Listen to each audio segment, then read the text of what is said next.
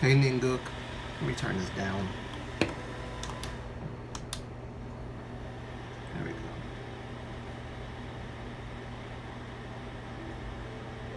I look a hot mess, but it's alright.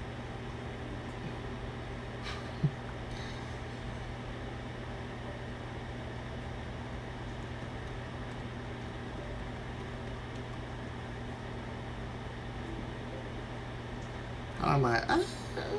You know, I have not been well all week, actually. I've been not feeling well all week. All week. I don't know why, but I have not been feeling well all week.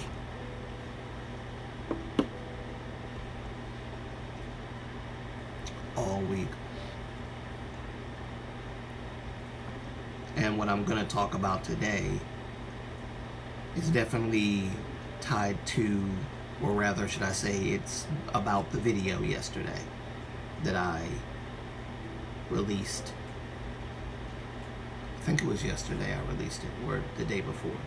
But we're going to talk about that.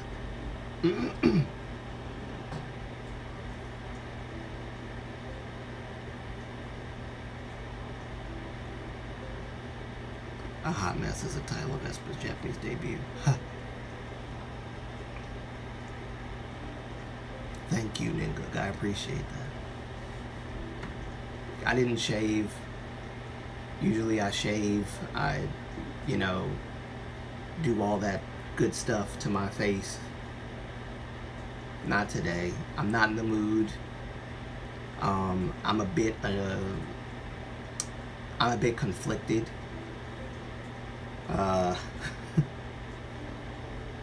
And I'm in a very serious mood today. I know I'm kind of like cackling a little bit, but I'm in a bit of a serious mood today. That's why I simply put on my community post that I'm gonna do a live stream and we need to talk, because I need to understand some stuff, and right now I'm lacking understanding.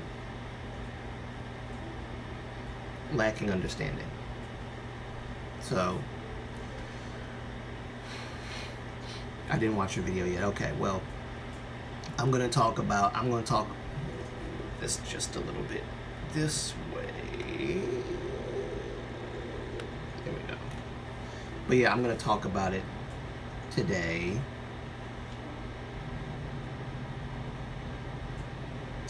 And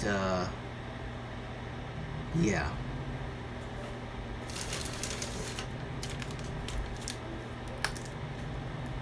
At least I'm going to talk about not so much the video. Well, yeah, I'm going to talk about the video, but I also want to talk about something else regarding the video.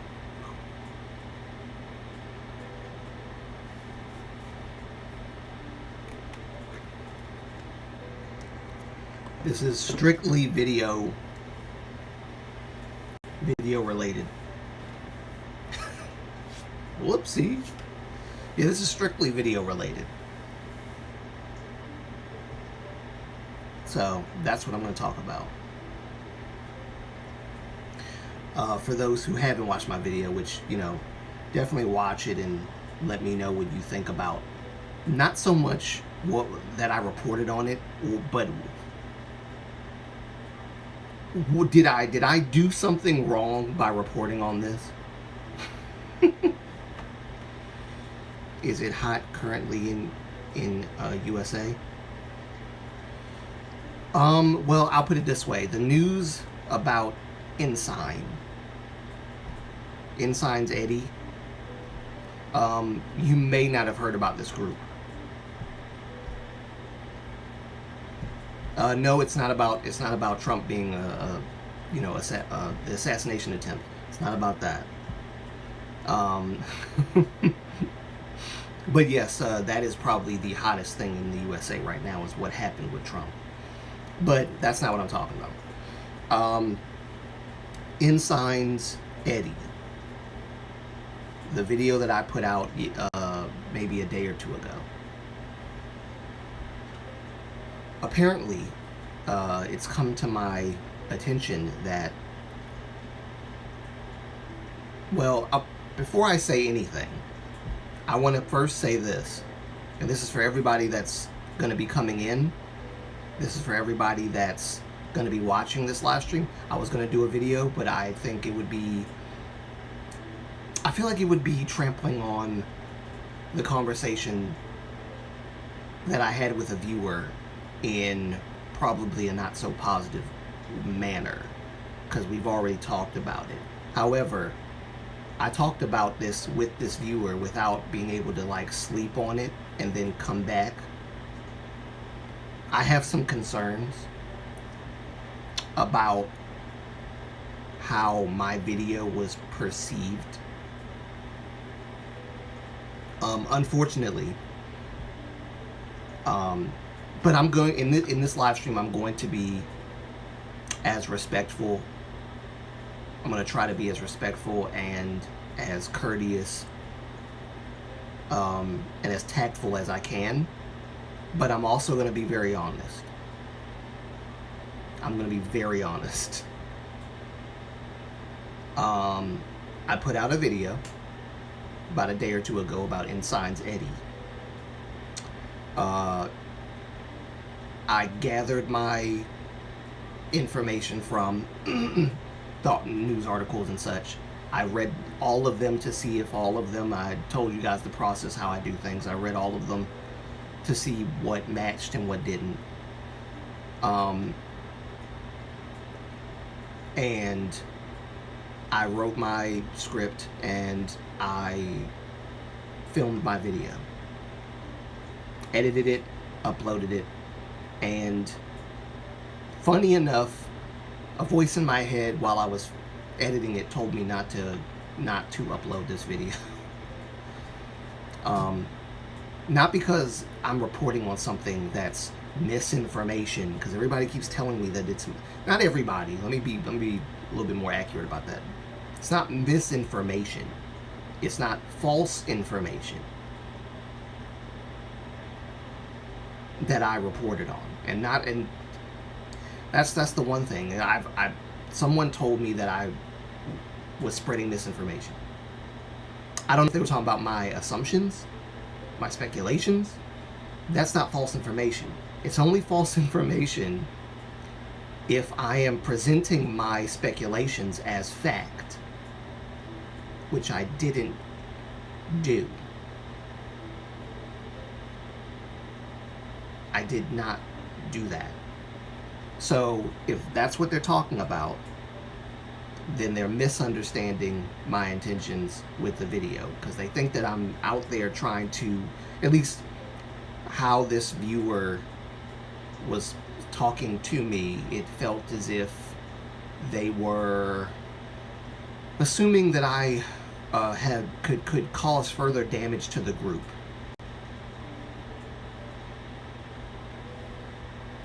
Because first of all, there's a lot of things that went on in this video. I reported on the news. I gave my opinion and my views as to how it could have happened. Maybe the group did this. Maybe problems arose because of this, that, and the other. Perhaps, possibly. I never said that this is what actually happened.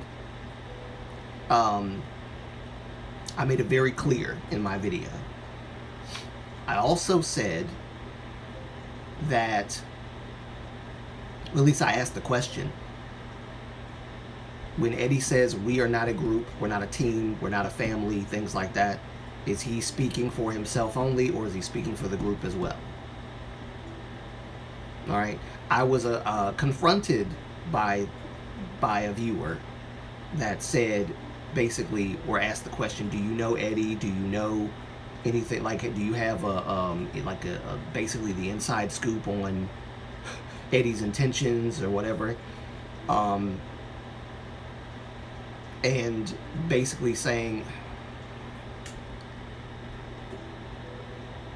your local network, yes, that's fine. All right.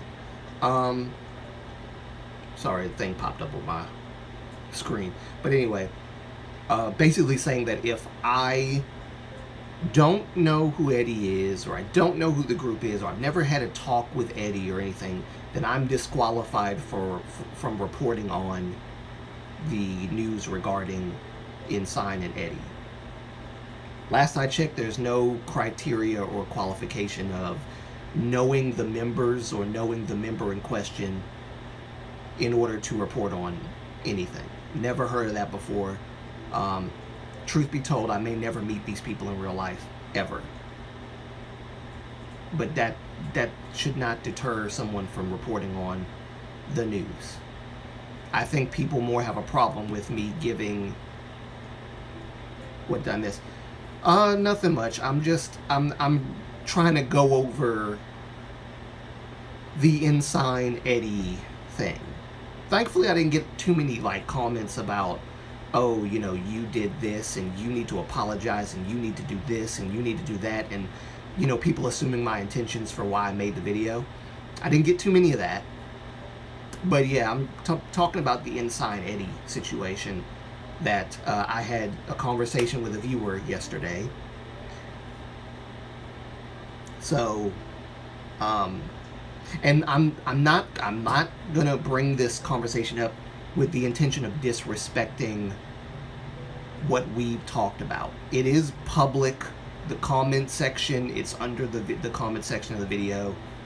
Anybody can look at it. It's public.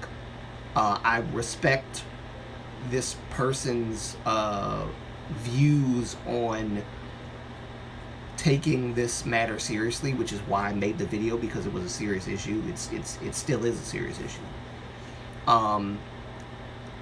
But I felt like there are a lot of things that, after sleeping on the conversation, I do wish that I had pressed the viewer as hard as they pressed me regarding, do you know Eddie? Do you know, have you talked to him? Did you know all this stuff? But I was trying to be level-headed, respectful, and courteous and understanding. So I responded in that way. Now, the initial comment that I wrote underneath her, or his or her comment, I don't know what their gender is, but under their comment, I wrote a reply, my first reply. And it was a bit, on the nose, maybe a little too on the nose. A bit mean, perhaps. So I after reading the viewer's comment again, I said, this is a little different from the comments I normally get, in the sense where I can actually see that this person genuinely cares. A lot of people will send me comments and just tell me about my intentions, as if they know me better than I know myself. And they will, they'll do that. But this one felt like this person actually genuinely cares about the grand scheme of what's going on. So I deleted my last reply and replied again with a more reasonable, rational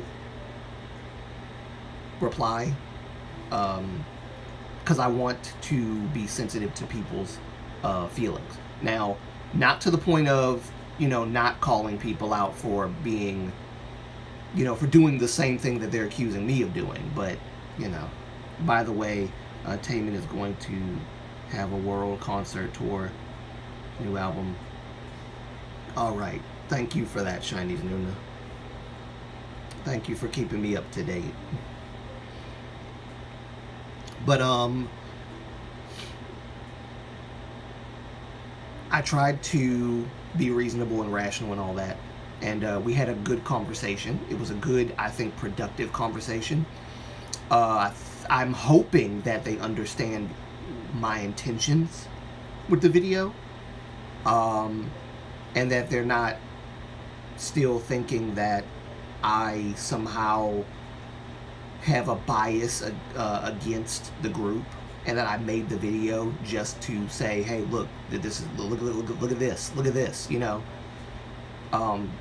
There's a much bigger reason why I made the videos, to bring awareness to, first of all, Eddie's struggle with the group.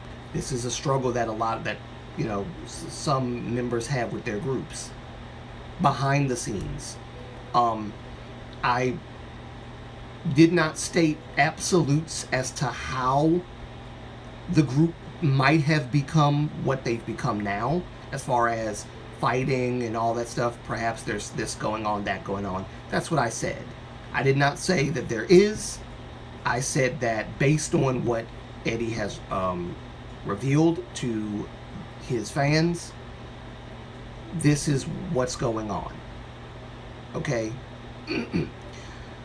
So I'm not sure what the misinformation is there, because the forum that he sent the messages on is real. The messages he sent on the forum is real, or are real, and his feelings that he conveyed are real. Unless people are saying that he's lying, which I don't think he would lie about that. I don't think he'd lie about this. Now, the biggest issue that I ran into when talking candidly with the viewer is that according to the viewer, Eddie did not want this information out there. According to the viewer, Eddie didn't want this information out there. And I'm saying this in hopes that I'm not misrepresenting the viewer's statements to me. In fact, I'm gonna go to the video and in the comment section just to make sure I'm giving this a fair shake, because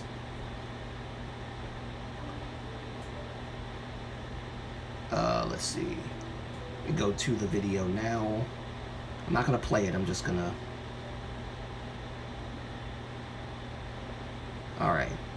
Let's see. Go to the comment section. All right. Here we are. This is the comment that the commenter made to me. And let me put my glasses on because I can't see. I do have music on, but you probably can't hear it because of the fan's blowing. So I do apologize for that.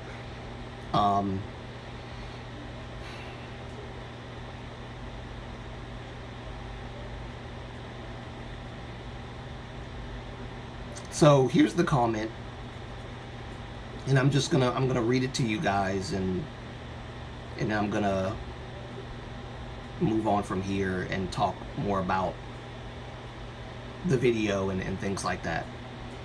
The commenter says, and by the way, before I read this, I am not doing this to shame the commenter.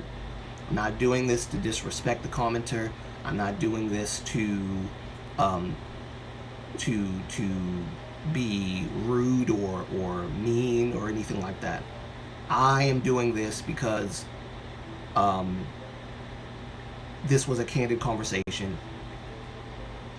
I hope you have your water. I do. I have my water this time. It's a little bit too room temperature. It's a bit warm, but I had to turn the air up a little bit because it is warm up here, and it would have gotten hot if I hadn't done that. But yes, I have my water. All right, so let me read to you guys this this thing. And by the way, like I said, this is not me to this is not for me to disrespect the viewer or anything. I take this comment seriously, and I want there to be an understanding of my intentions, because I'm the one who put this video out here. Okay, but let me just. I see your comment, Chinese Noon. A lot of times, things that end up public were not meant to be public, but there are times idols will go public to make sure the truth is spoken. Yes, and I'm about to get into that after I read this comment to you guys. So this was the first comment that the viewer sent to me. They said, "Are you a close friend of Eddie?" Did Eddie consult you directly? These are things you heard indirectly from other people, right? If so, you are spreading speculative stories on social media. From what you said, many people get the impression that this group has a terrible relationship with others. This is very dangerous. If this information is not true, would you be responsible if this information causes the group to be misunderstood and forced to disband? And if Eddie does not want that to happen, you will have greatly hurt his feelings. In the first place, you did not even know that this group existed. To you, Eddie is a stranger. As a sender, or as someone who is giving this information to you guys, you should think carefully about the horror and impact of deciding that one piece of information is everything and posting it on social media without knowing anything about it. Of course, the harsh labor of K-pop idols is a big problem that cannot be ignored. I would like to understand that. That was what the commenter said. I have problems with what they assume I did. And then, yeah, I have problems with what they assume I did with this video. Yes, all of these K-pop idols are strangers to me. I do not know any of the K-pop idols I've reported on. I've reported on EXO, CBX. I've never met CBX, but I've reported on them, and I've given the information, and I've given my honest opinions and my honest takes. I've reported on the news about Min Hee-jin recently. I don't know Min Hee-jin, never talked to her. She's a stranger to me, but I reported on it because it's news that's out there. And I gave my thoughts, my honest speculations. I've reported on Bangchan and Chan's room before. Do I know Bangchan? No. Welcome back, Ninga. I don't know who Bangchan is. I don't know who Min Hee-jin is. I don't know EXO. I don't know SHINee. I've talked about SHINee many times. Does me not knowing them personally or getting the inside scoop from them disqualify me from reporting on the news? No. So that's first and foremost. You're presenting this argument of, are you close friends with Eddie? Did Eddie consult you directly and all this other stuff as a qualifier for me reporting on the news? That's not how this works. These are things you heard indirectly from other people. So in another comment that the viewer made to me, they were talking about how, in fact, I'm gonna pull it up.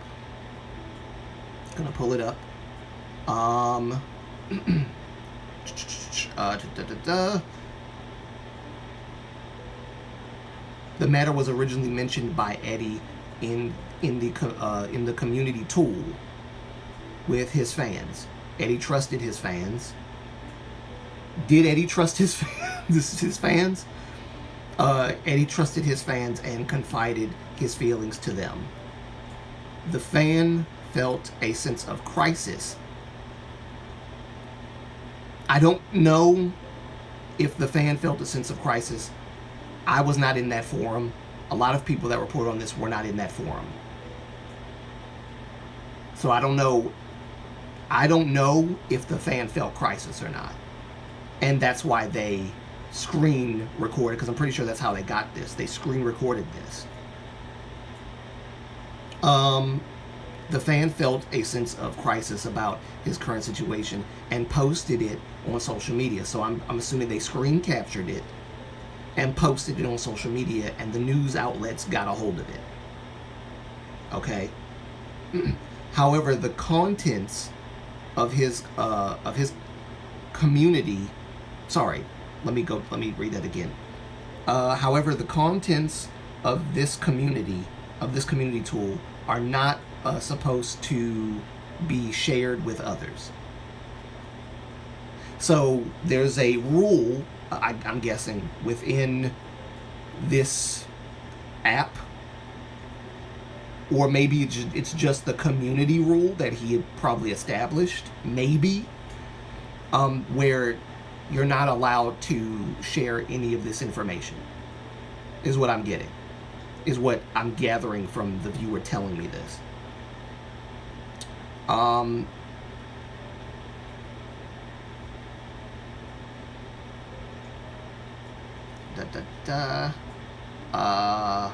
I understand that the person who posted this was so worried about Eddie that they posted it. However, I think Eddie knew the rule. However, I think Eddie knew the rule that it should not be shared with others, which backs the claim that the viewer is making, that that's why he felt comfortable sharing this information. They go on to say, how does Eddie feel now that his tweet, now it's a, they said it's a tweet, but I don't think it's a tweet as far as the forum, because the forum that he was talking to his fans on, unless that's a lie, is called From. It's called From. It's not Twitter or X or whatever. But basically they're saying that, how does Eddie feel now that his messages have been made public? I feel the same way about him, but I am really worried about how Eddie feels about this situation, and whether he is further hurt by me and other people reporting on the news. I hope you understand that there are various backgrounds to this matter. I hope that you will continue to post with kindness. Thank you. Now, like I said, I believe that this viewer has good intentions. I believe that this viewer really genuinely is concerned about Eddie, as I am, which is why I made the video in the first place. I don't have to know him to be concerned. I don't have to know him to care. I don't. That's not why I report on stuff like this. If the criteria was that, then I wouldn't be reporting on anything.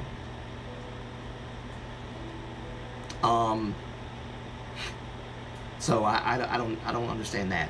But more to the point, and let me get off of here so I can see what's going on. If the fan shared this, wait, you haven't missed anything. Okay, Chinese Nuna, if the fan shared this from chat, then the fan could be in trouble if caught sharing from the chat. Yes, and also, for the news media outlets publishing this, the news media outlets, by extension, would probably get in trouble too. Because, no one's supposed to know anything about this stuff. I have a bit of I'm having a trouble understanding this thing, though. If Eddie, because there's a lot of deep things, that you don't understand about this situation. Fair enough. Including Eddie's intentions. I'm not assuming Eddie's intentions, but the viewer's telling me that Eddie trusted the fans. I don't know that he trusted the fans enough to do this.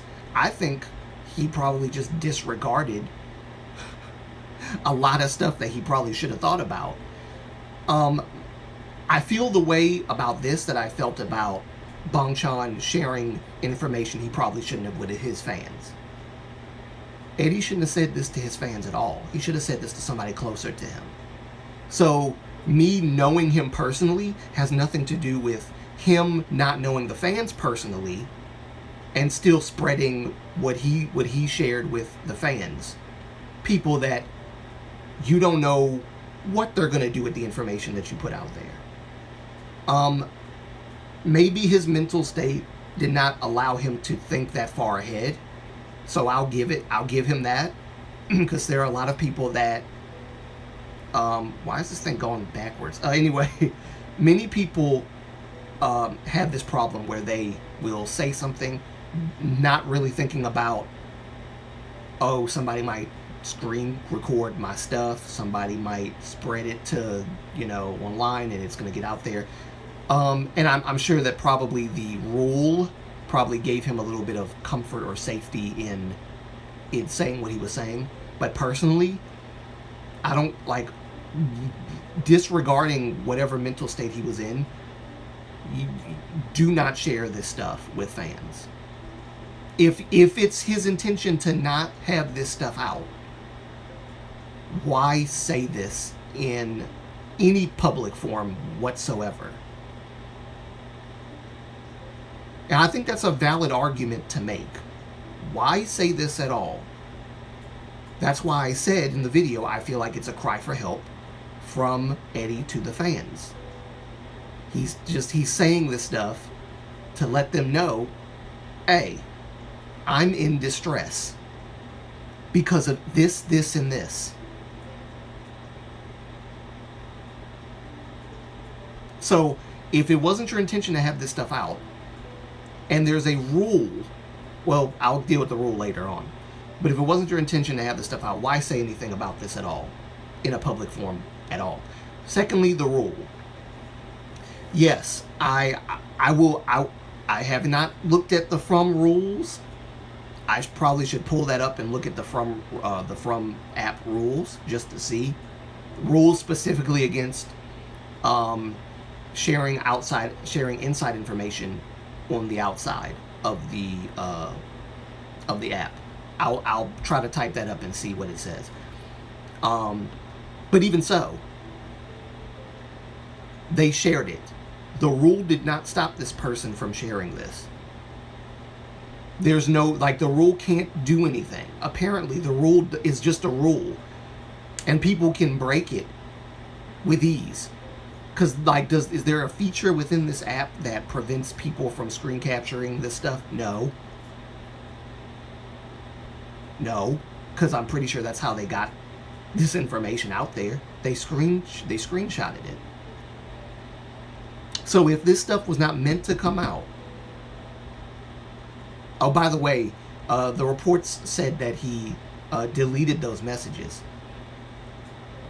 I feel like he deleted them because the company probably told him to.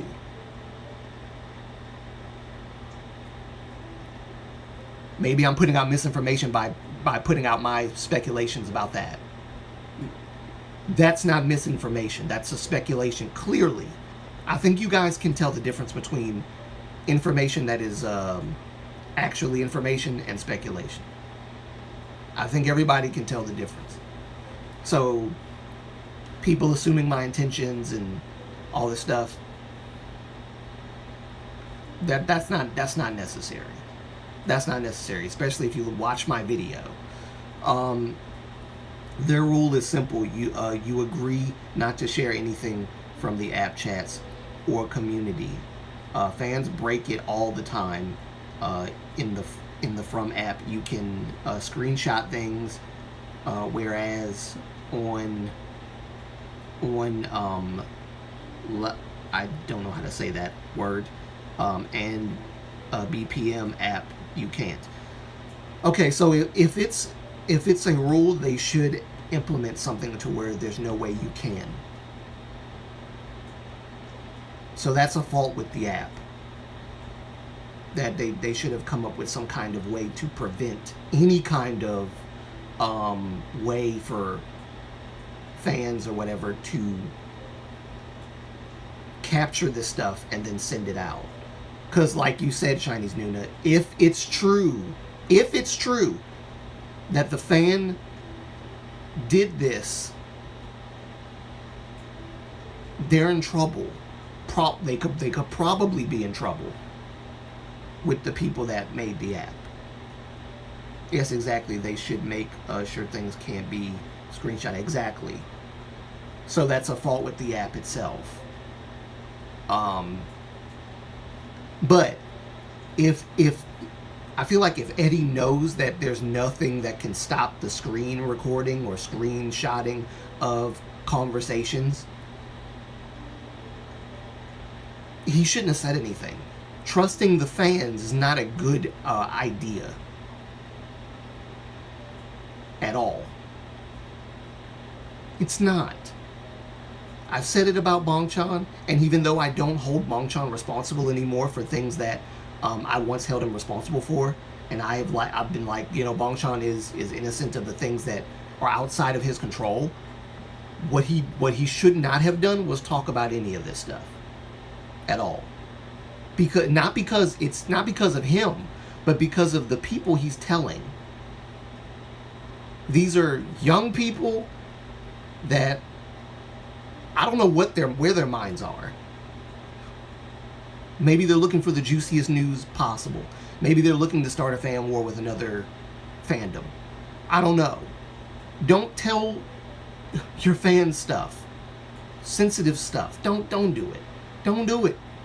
Just don't do it. So Eddie messed up by saying all this stuff to people he didn't know. But I'm getting heat for not knowing Eddie personally, you know, to be able to report this stuff. Do you know him personally? Well, no. Does Eddie know his fans personally? No. Also, no. So it goes both ways, man. And this ain't no whataboutism crap, because I'm tired of people saying, oh, it's whataboutism. Whataboutism. No. It's the same thing. If Eddie doesn't know his fans, I don't know Eddie. But Eddie said what he said, and I reported on the news. Period.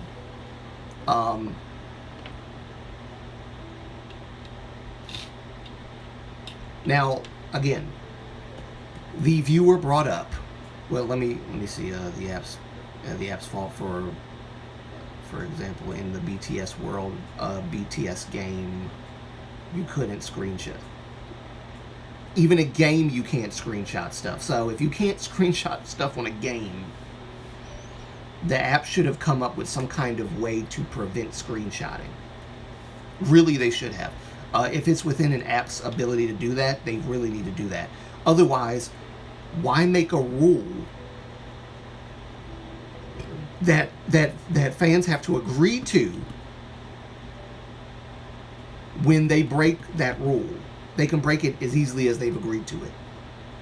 And there's no way to prevent any. In fact, I guess that's why they made the rule in the first place. They wouldn't have to make the rule if they had the ability to just block any kind of screenshotting whatsoever. But they made a rule.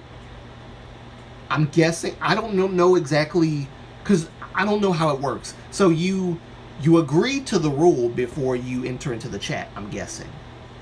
So does this agreeing to the rule act as some kind of way to keep a note of who is who, so that if somebody screenshots the information coming from the app and they leak it out, the app will know who did it? Does it act as some kind of like roll call thing? They keep roll of who entered into there and who agreed. I don't know. So the only way that the viewer can get in trouble is if the app knows who did it.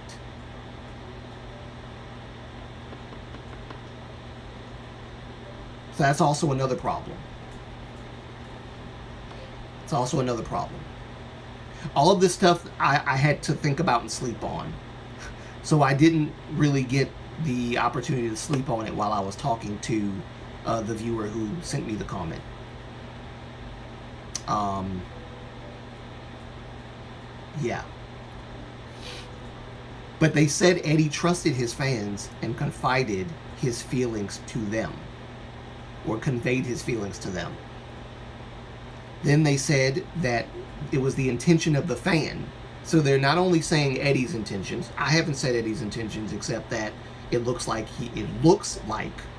he's crying out for help with these messages. But they're saying that Eddie trusted the fans.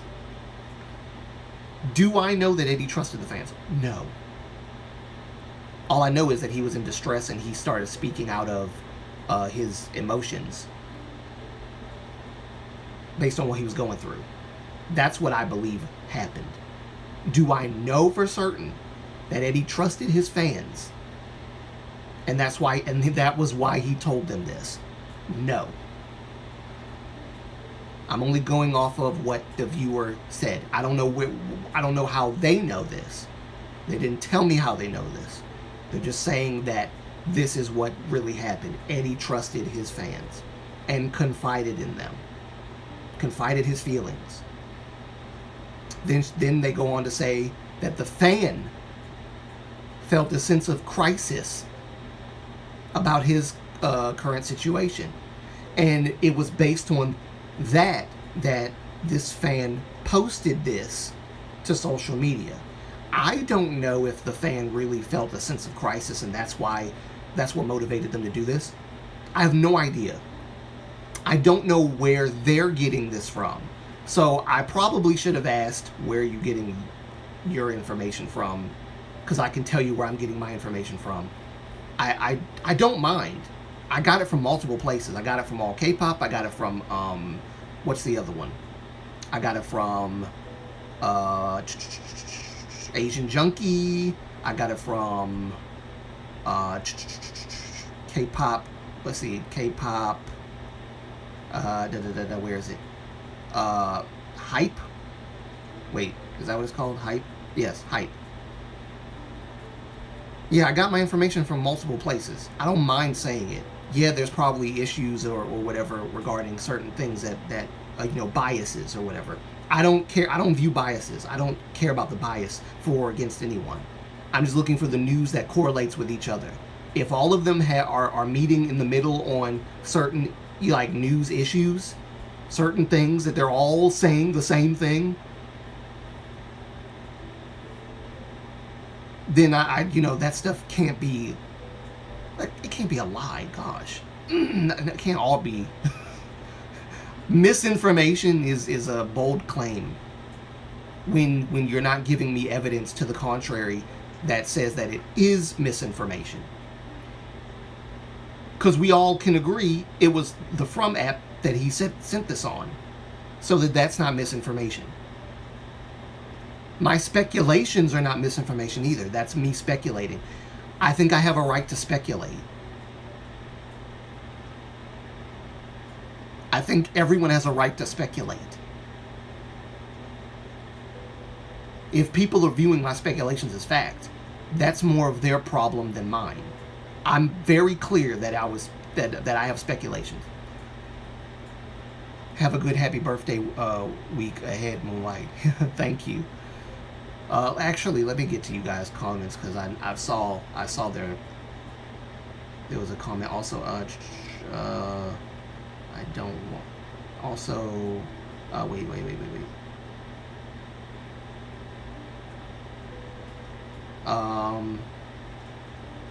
Yes, it helps them. Yes, it helps them know who the subscriber is, but the problem is there are millions of subscribers to those kinds of apps.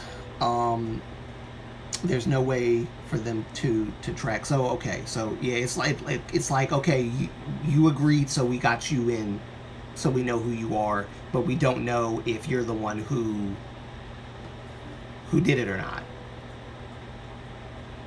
I had a feeling that was the case.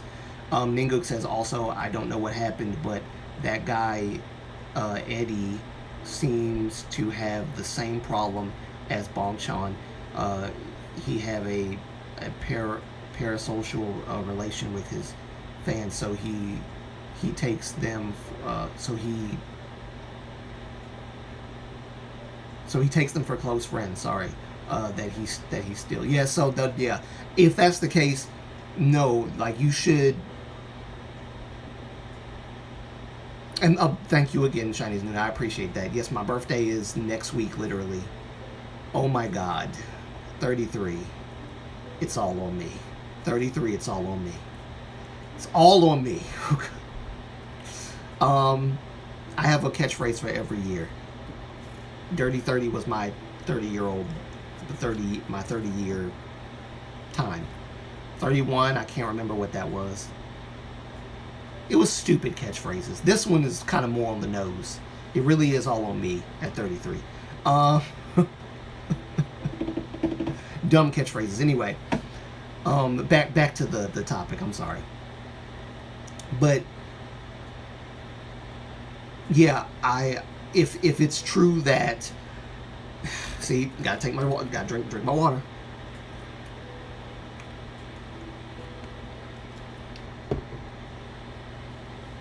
I'm 32, so I feel you. You just rhymed, Ninguk. You just rhymed. I like it. But yeah, 32. Yeah, I felt the same way when I turned 32 as I am right now when I'm about to turn 33. I feel the same way. I'll give you an example. Onu has over 5K subscribers, so Eddie and his group will have something like that. Okay. Yeah, I don't think that it's... I haven't talked about this ever, so maybe I will. We always talk about the parasocial relationship from the perspective of the fans. Like, the fans should not have a close-knit relationship like this, because then they're going to feel like, oh, you know, I can relate to the idol. Not saying that there's anything wrong inherently by feeling like you can relate to an idol, if you can, because it humanizes the idol, right? It brings them down to a more personal level to where, okay, they're not just up here in the clouds. They also are where I am, right? They deal with the same problems I deal with, just on a bigger scale because they're famous, they're public figures.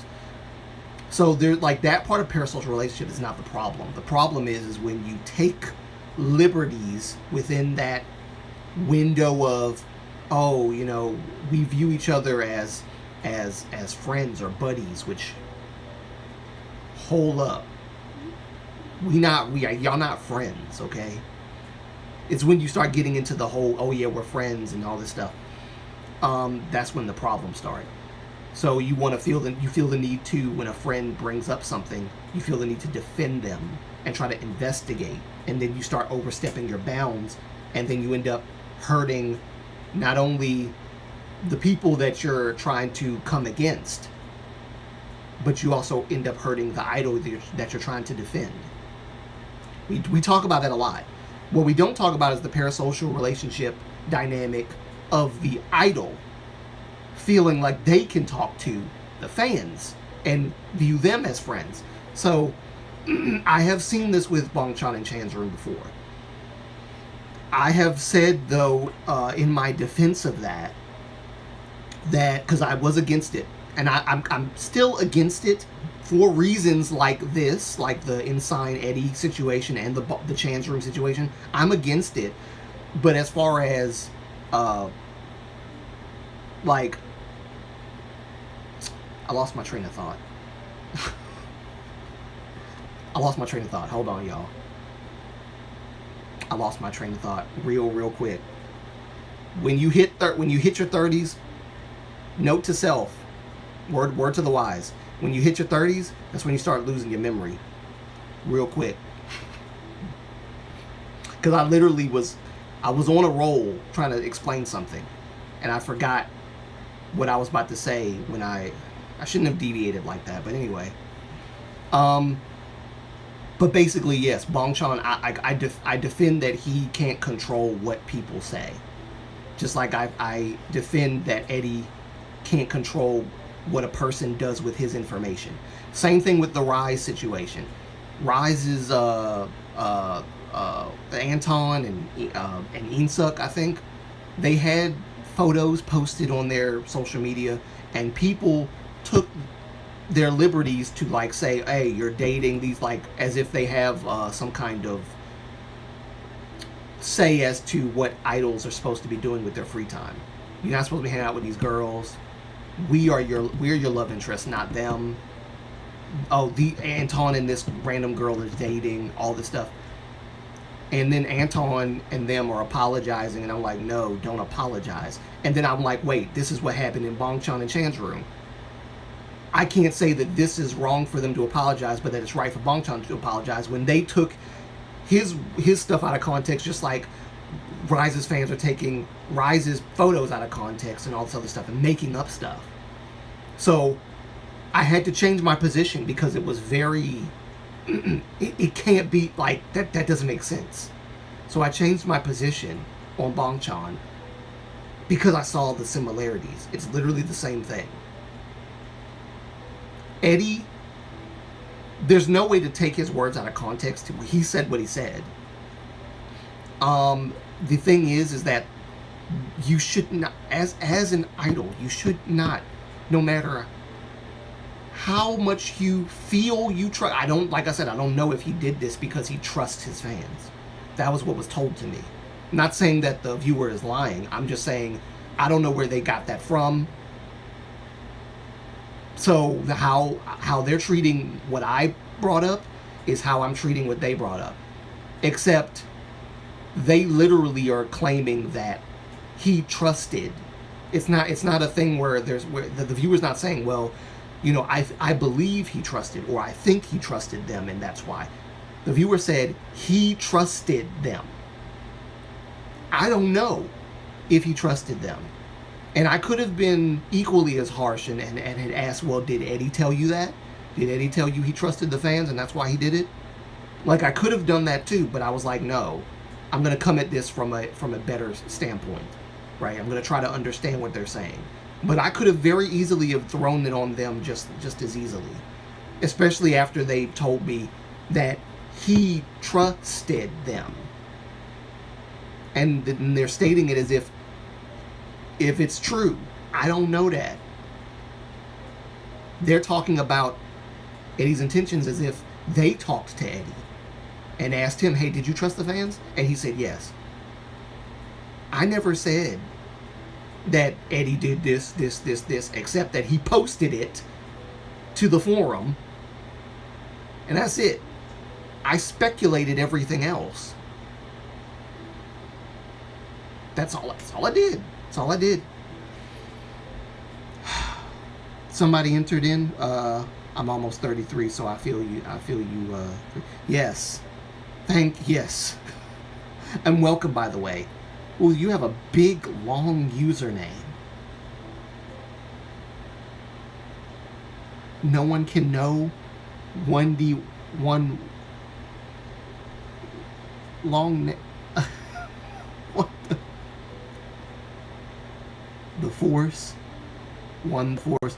I have no idea. And the name just goes on. Like, the name is so long that it runs off of the screen. But welcome. That is wild. Look at that name. That's a wild name. Interesting name. Yes, interesting name.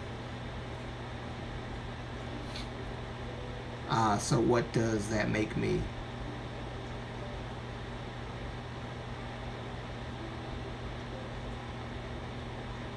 Wait.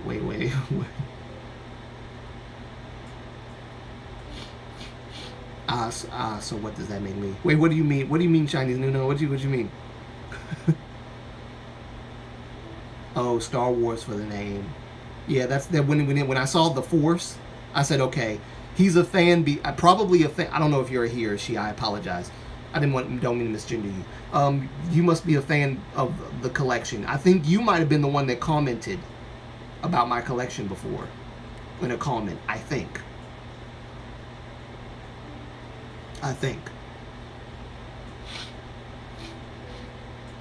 What does that make me? I have no idea what you mean by that.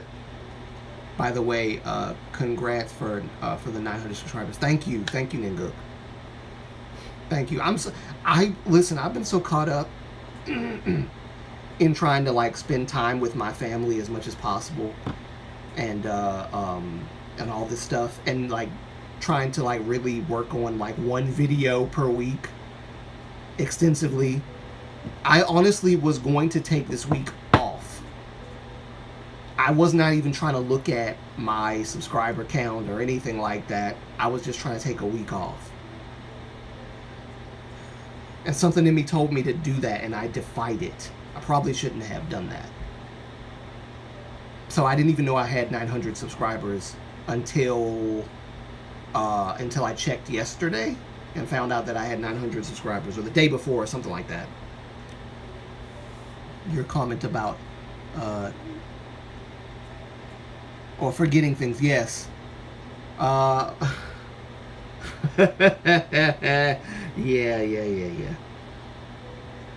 Note to self when forgetting things. Yes. Don't feel bad, Chinese Nuna. My mother is like a few years older than you. Before she even hit 40, she was having short-term memory loss problems like crazy in her 30s. In her 30s. So don't feel, well, yeah, that's kind of when it starts, isn't it? That was basically my point. In the 30s is when it starts. My mom proved it, but bless my mom. I love my mom. Don't feel too bad, Chinese Nuna, okay? Don't feel too bad about that. You said idols can't have one-to-one chats with fans in the apps. What they can do is reply to one specific post that everyone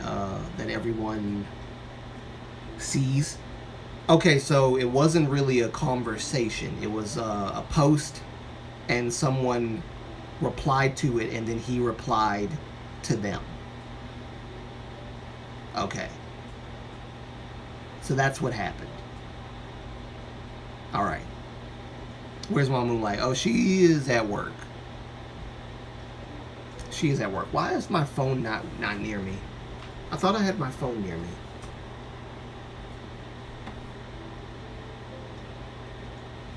One sec.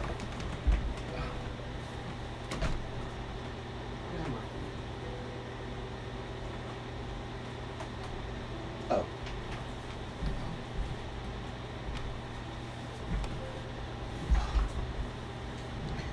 I'll call myself having my phone near me so that I can do stuff.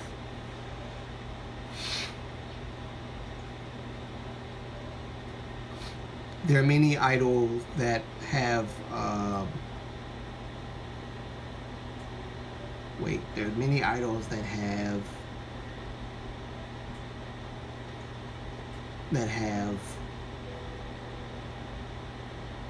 I'm not sure what that word is, but I'm assuming you mean conversations.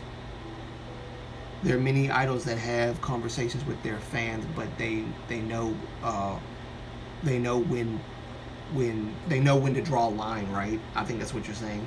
Especially BTS, Jungkook, and RM are masters at that, being close to fans, but there are things that they won't tell. Yes, that's something you gotta learn as an idol. Granted, InSign is relatively new. Not just because they're new to me, but because they're younger idol group. And Eddie is like 23 years old. He's young. He's still learning.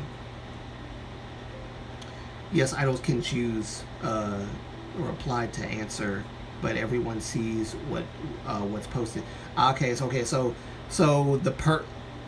so someone could have seen what he was saying.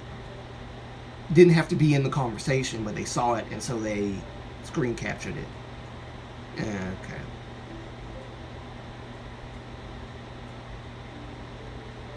Because they know that their fandom can be toxic. Yes. That's on Weverse name. not that site. Idols can chat one-to-one on posts by they draw the line. But they draw the line. Yes.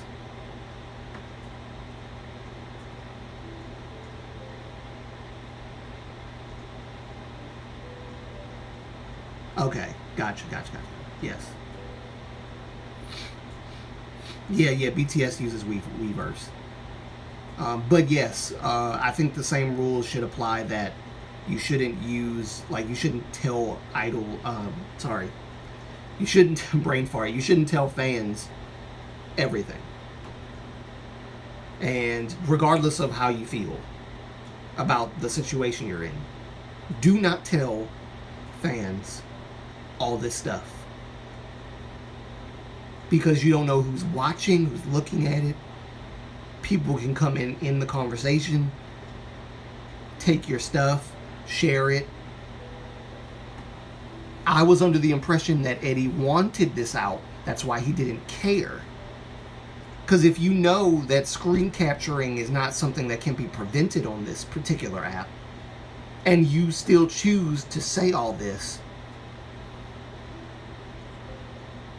like, I'm just going to assume that you wanted this out there. I didn't say he wanted it out there on the video.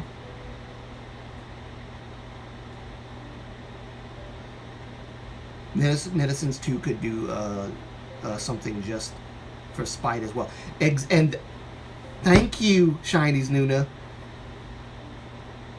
I was gonna bring that up. I'm glad you said that. The viewer told me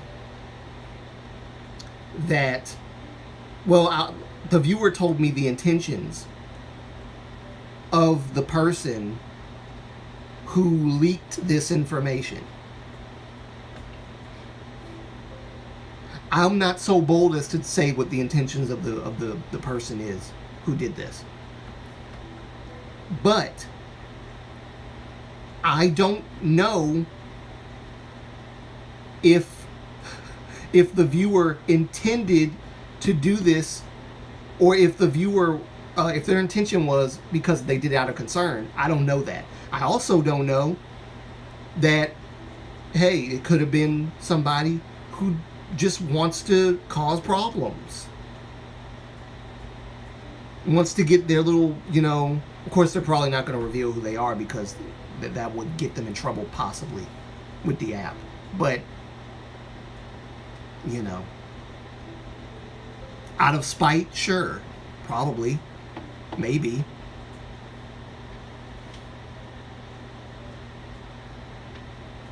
But, that's speculation. Chinese Nuna, you speculated. or sorry, was it Chinese Nuna? Well, yeah. Yeah. Chinese Nuna, you speculated just like I speculated on my video. So does that mean that you're spreading misinformation by speculating? No. No. That's not how that works. If I state a speculation to be fact, that's when it's misinformation. Because I'm claiming it happened. If I say this could have happened, maybe, that's not misinformation. So people need... Right. I see you, Chinese Nuna. Mm-hmm. We're guilty, Chinese Nuna. We're guilty. By the way, that's just me joking around. This is not to, to bring any kind of, negative... anything negative towards the viewer who made the comment. That's not what this is. But by if you are saying that by me presenting my speculations and honest thoughts as to what I believe could have happened, which I named multiple scenarios, if you're saying that by doing that I am causing hurt to the group or I'm spreading misinformation, that's not how misinformation works. It's not how misinformation works. Misinformation works is one of two ways. Either I claim that what my speculations are fact, or someone takes my speculation to be fact therefore misinterpreting or misunderstanding my intentions in what I'm saying. So you take them to be fact all you want, or you can take what I'm saying or my intentions to be that I'm trying to spread misinformation all you want. But the truth is, I'm not saying that you are viewer. That's not what I'm saying. That if you are to do that, fine, but just know that that's not what I did. That's not what I did. That's all I'm saying. Besides, idols don't read YouTube posts unless it's under their official music videos. I've heard that. I've heard that quite often, actually. Like, because what are the chances that Bong Chan's going to see my video about him? All 4 videos, by the way. I've made like 4 videos about it. I made 4 videos about it. Ninguk said it's something that needs an idol. Wait, it's something that need an idol that avoid them unless scandals. It's something that need an idol that avoid them unless scandals.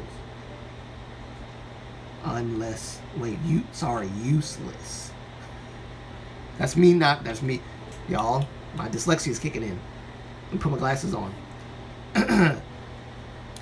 It says you said it's something that need an idol that avoid them useless scandals. Okay, there we go. Sorry.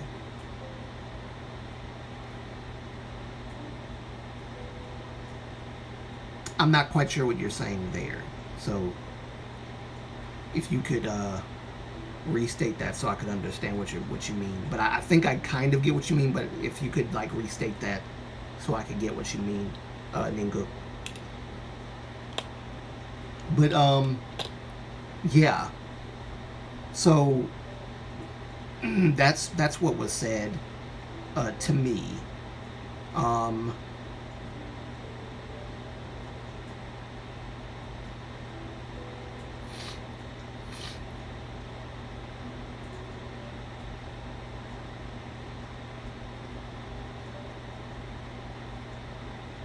Yeah, that was basically what was said to me. Oh, Ning means that idols should avoid scandals. Yes, but some scandals are unavoidable. But the ones that you can avoid, that are caused by you, like when you say stuff, you could avoid that. But it's very difficult to do that because you're a public figure, and you could say the smallest thing and it'd be taken completely out of context. So, you know, it's tough, but you can avoid scandals. It is possible. It is possible to avoid some scandals. Perhaps it's possible to avoid all scandals. But unfortunately, even dating is considered a scandal in K-pop, so I don't know. You know.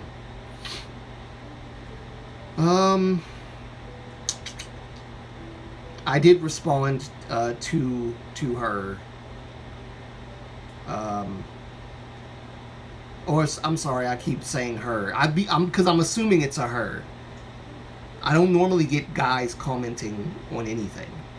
I'm sure the majority of my viewership is probably girls. It's probably women. Sorry, but I probably shouldn't say girl. Women. Ladies. I responded to her saying I'm sure that a lot of people responded on this not knowing that it wasn't something to be revealed to the public. I myself thought initially that let me right like this. Okay. Where am I? I myself thought initially that since it was a public forum, since it was a public forum he was on when saying these things, that he wanted people to know. And as a result, everyone found out. I didn't know a fan betrayed his trust, which I still don't know if that's actually what happened or not. I'm just going off of what the viewer told me. So there's a lot of things that is, speculative. I don't know if what the viewer's telling me is not also speculative, or whether it is or isn't, because you're telling me that the intention of the fan was that they're concerned and that's why they did it. I don't know that they did it because they were concerned.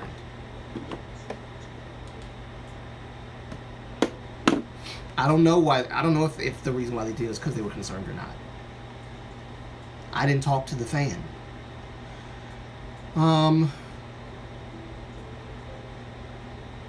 That's why idols end up getting hurt because that's why idols end up getting hurt because their words are taken out of context. Yes.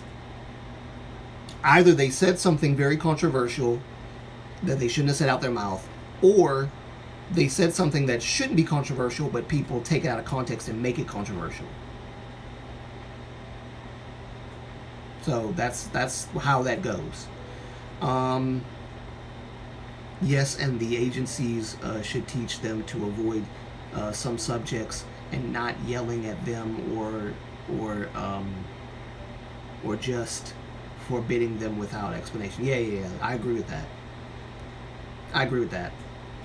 Leaving it open-ended thing and having people assume and speculate as to why, which I would say it's easier to speculate why in an instance like that than it is to speculate all of this stuff. That's why I posed a lot of my speculations as questions, which really it was mainly just 2 questions. I just kind of restated the question multiple times. But it wasn't anything egregious. It wasn't anything bad.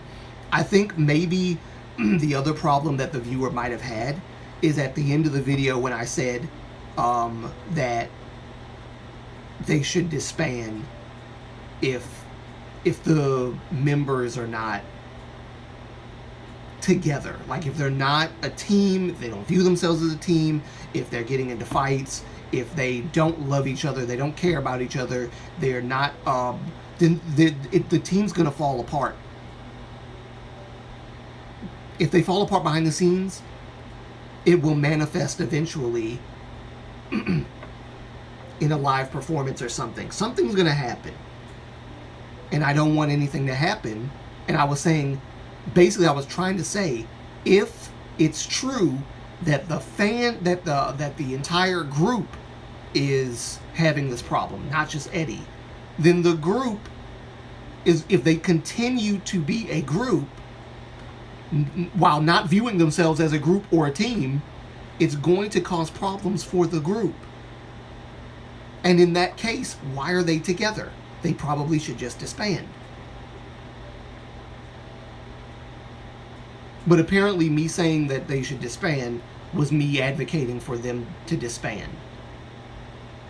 Like, because I'm stating, apparently, that it's a fact that they're arguing and having a problem. Which, I don't know if, I don't know if Eddie was saying, we're not a team, if he was saying that speaking for himself only, or the team. Is he saying that the whole team views each other this way, or just Eddie? That's why I made the video like I did. So people taking my words out of context like that, that does bother me. Because it's very clear that I was saying what I was saying in a speculatory manner. I even said at one point, take what I'm saying with a grain of salt because it's not like factual information. I said that.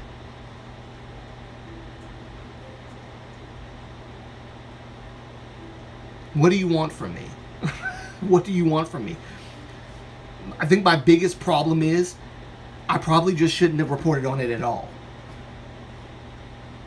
But then again, that leads me to another question.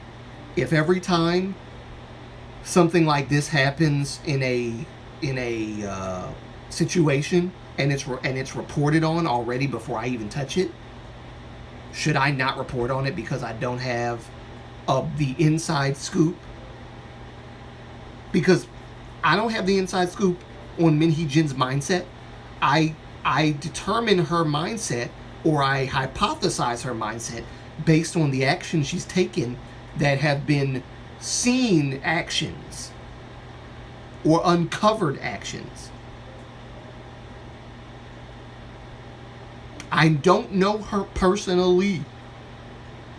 I've been let in to a lot of things that she's done, which has led me to believe she's not mentally stable. Okay, I didn't have an interview with her. I didn't have an interview with any of these people. Does that mean I shouldn't report on stuff?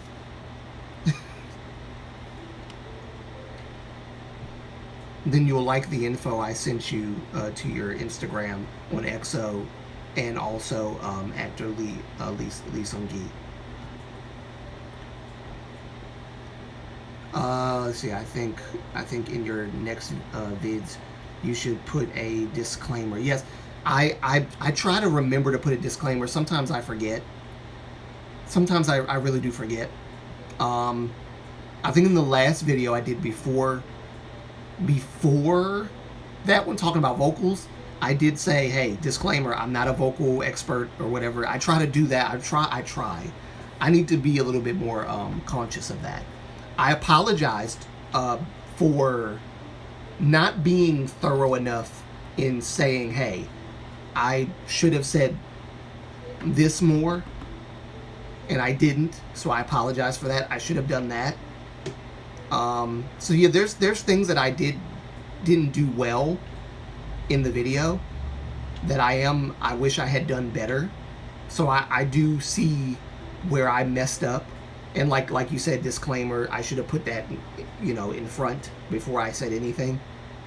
A lot of what I'm saying is going to be, but then again, even if I did, people would probably still say, well, if a lot of the stuff that you're saying on this video is maybe this happened, maybe that happened, then maybe you just shouldn't talk about it at all.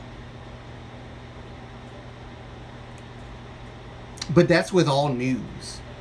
That's with all news. There's a lot of stuff in the news that you're not going to know about because you're not privy to that knowledge. No one is. Not even the people that are reporting on it. Okay? So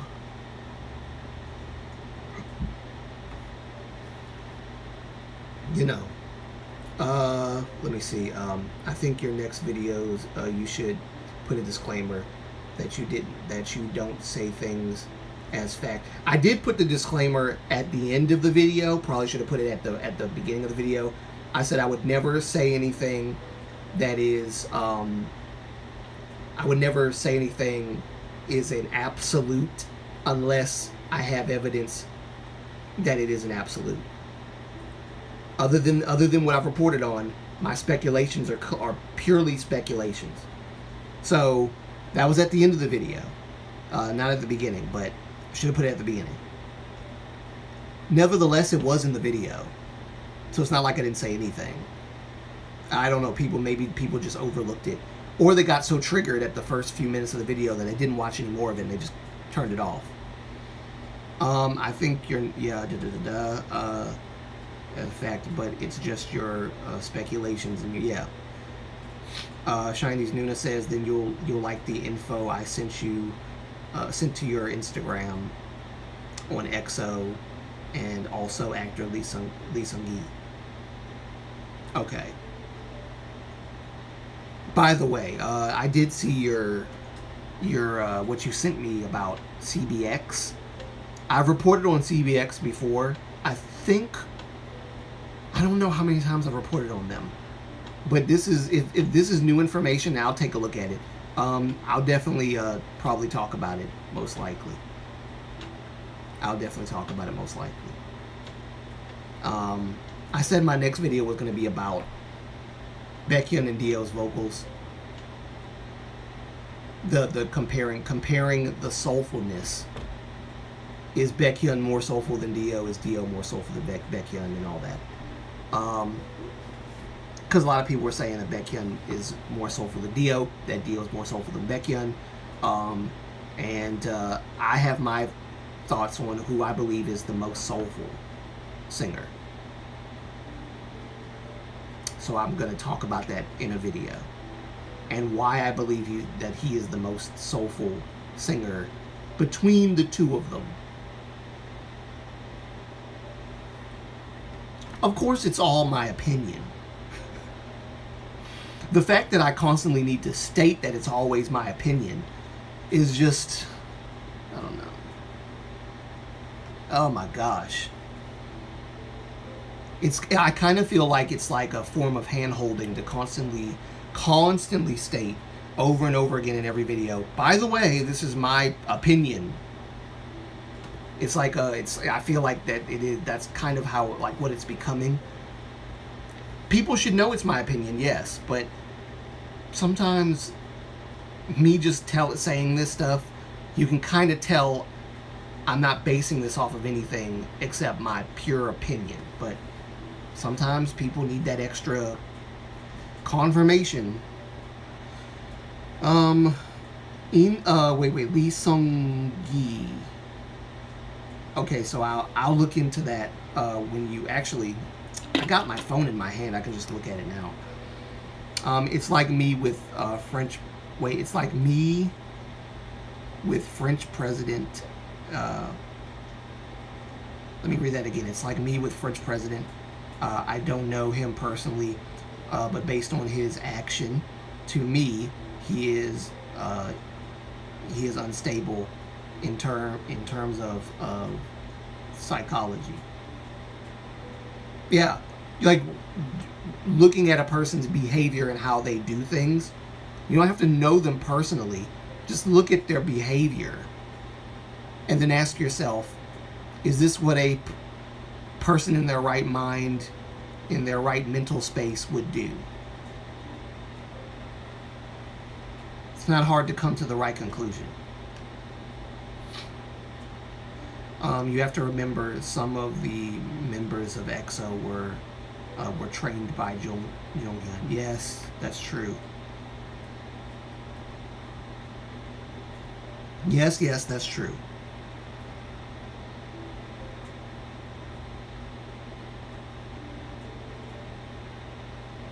For vocals, especially in K-pop, I recommend you the channel of Ain't No Other Fan. I know of that channel. Ain't No Other Fan. I know that channel. Yes.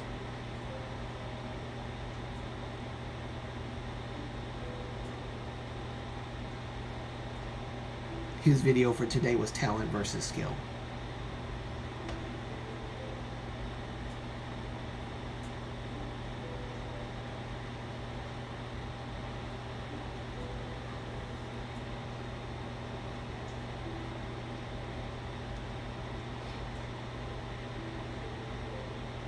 But yeah, I think that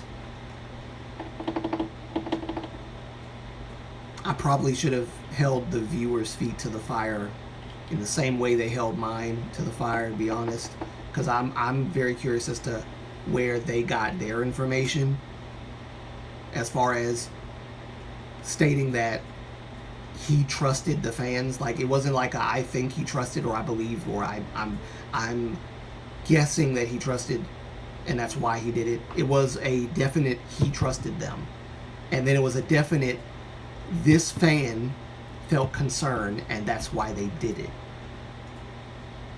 And I could have said something in response to that, but I'm trying to be, understanding. But in my understanding, I'm also trying to get understanding. And if I'm lacking the understanding of how did you find out about this, because you're talking about me spreading misinformation, well, how did you find out about the fan and his or her intentions as to why they did what they did? And did you talk to Eddie? And did you ask him, hey, did you trust the fans and that's why you said what you said? Because if so, hey. But neither you nor I have a personal relationship with Eddie like that, or anybody. We just report on stuff. I just report on stuff, but I don't just report on random stuff. I care, and I brought it up because I wanted to bring awareness to the struggles that idols go through with the situations of my group is not a team. This is not just Eddie's case. It's a lot of groups that have this problem.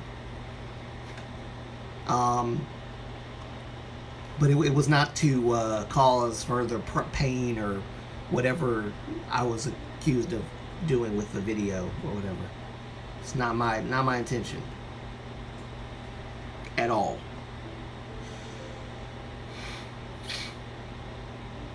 I always think that's why Baekhyun can hit that screaming high note in Jopping song.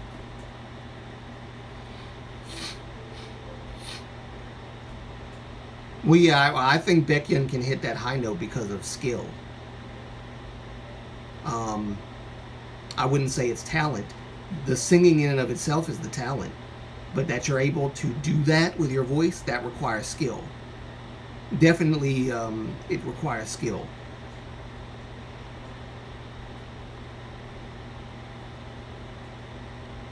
At least that's my opinion. Better say that so people don't, you know. Gotta be honest about my opinions. But yeah, this was not to expose the viewer or to bash the viewer or anything. I just wanted to give you guys what the viewer told me and get your take on what you know, what we're talking about.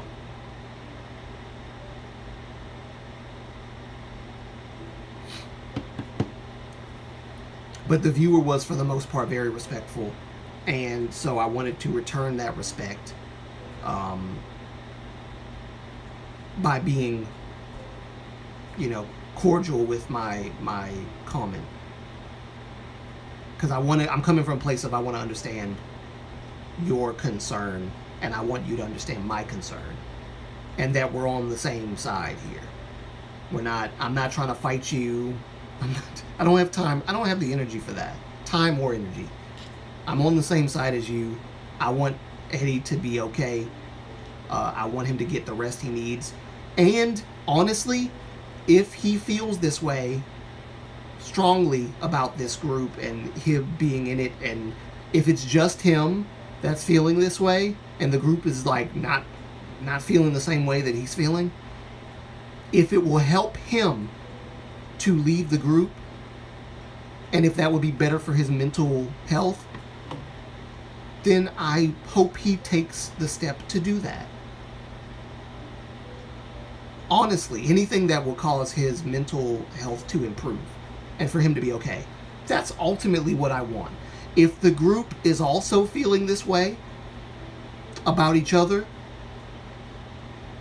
I hope that they will find the courage to disband, because it's not healthy to have a group that's putting on a show in front of us but suffering behind the scenes and fighting with each other and constantly not a team, really, not friends, not anything. Viewing each other as business partners, the longevity of the group will probably be a little longer. But if they just don't get along, and they're having like serious problems that they can't recover from, it's not going to be good for the group in the long term. It's just not. That's what I want, and that's what I was trying to convey in the video. So I don't think I did anything wrong, and this is my verdict on myself, being unbiased towards myself, which I don't know how you can be unbiased towards yourself. It's yourself. But as unbiased as I can be, as objective as I can be towards myself and me posting the video, I don't think I did anything wrong in this video. I think I gave the news as reported and gave my opinion. That's what I did.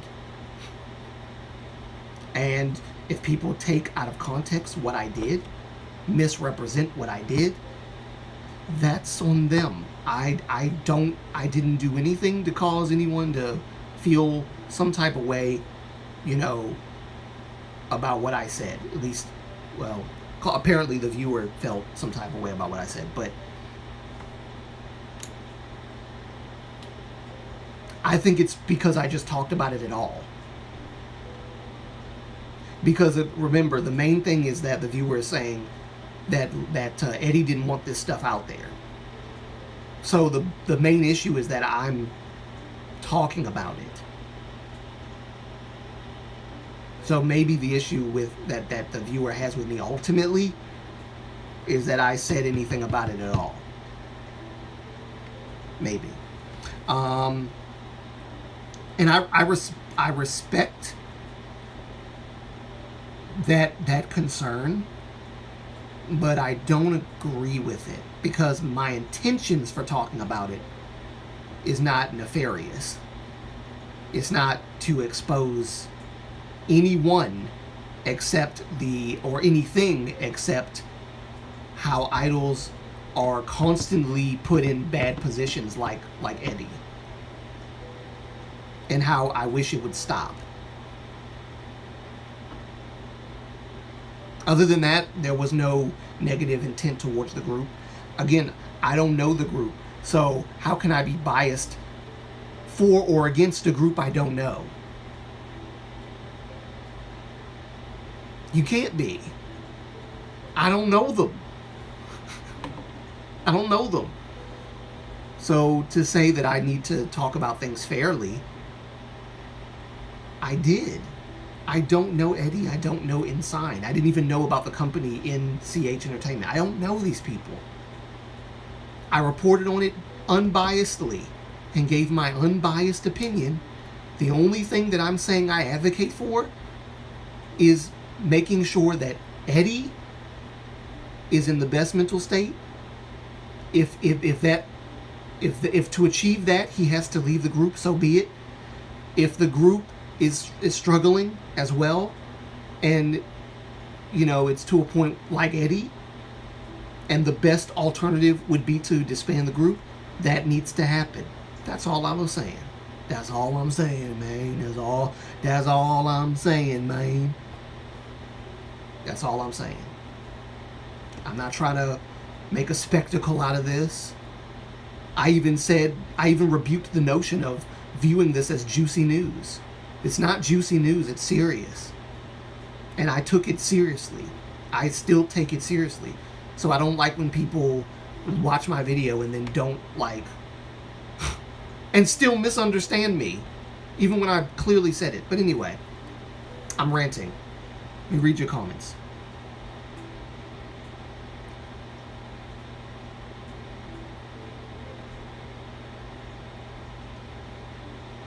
Exactly, Chinese Nuna. Exactly. They didn't have to say anything.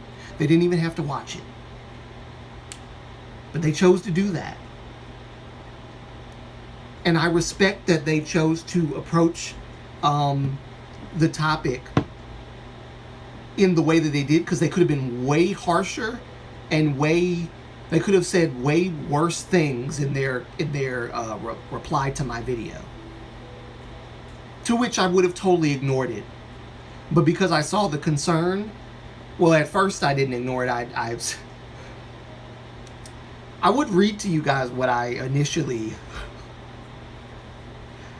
wrote to the viewer, but I do have it. I do have it. But I felt that this person is really trying to understand why I made this video in the first place and all this other stuff. So I wanted to have a candid conversation. And if there's critique, I'm humble enough to take the critique. And I do agree that which they didn't say this. They didn't say this, but I think I believe unbiasedly, my only error with the video was that I didn't state enough that this is speculation, that's speculation. I said maybe, could be, possibly, but I didn't say enough that it was, this is speculation, by the way. This is speculation, this is speculation. But it was implied it's speculation. And that I didn't give a disclaimer at the beginning that, hey, a lot of the stuff I'm going to talk about is speculative. A lot of the things I'm going to say are speculative. So be warned. Like, I should have gave a disclaimer. I didn't. I need to do better at that. So there's that as well. So my faults I can kind of point out with the video. But I was sensitive to the whole thing. I was sensitive to the topic and everything like that. I asked honest, genuine questions. Same questions that I'm sure a lot of people would ask in a situation like this. In fact, on Reddit, there are people that have been asking similar questions.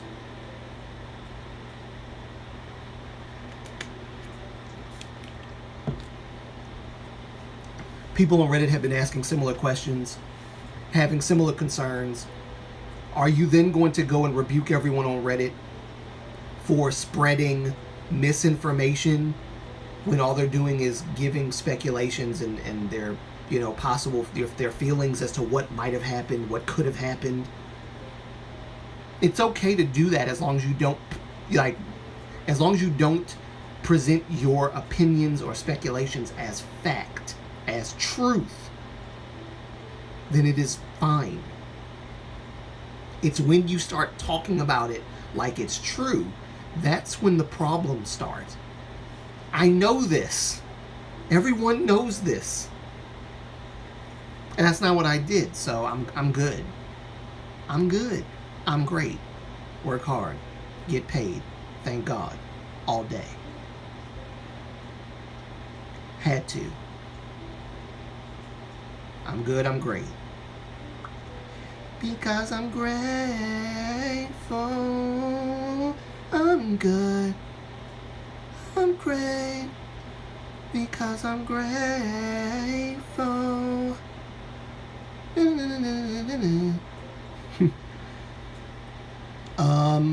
Showls are the same.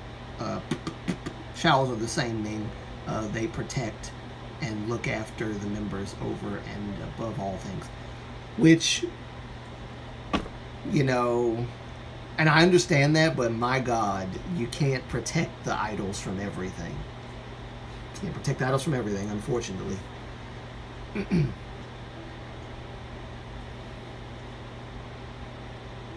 I'm good, y'all. I'm good. I know I didn't do anything wrong. But I needed to vent a little bit and kind of ask genuine questions to you guys to see, what are we missing here? You know what I mean? And again, I thought about doing a video talking about what the viewer and I discussed, but I feel like it would not have been the right move to make. And that I needed to talk about it in a live stream because I have more time. I can take my time. I don't have to rush myself because of a time limit, because I don't want my video to run for an hour or so like this live stream. And I have a lot of points and things that I'm trying to get to the bottom of, and a video is not going to do any of that justice. Speaking of Key, he saw Taemin's cover of Jonghyun's You See For the Ella, and also his tongue-tied. Oh, get out, okay. I didn't know Taemin did a cover of You See For the Ella, which is one of my favorites, by the way.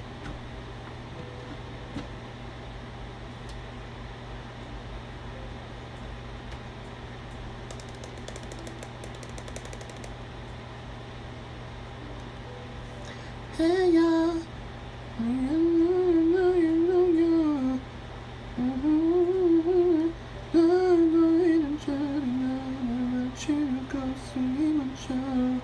행복하게 멈춘 것도 멜로디가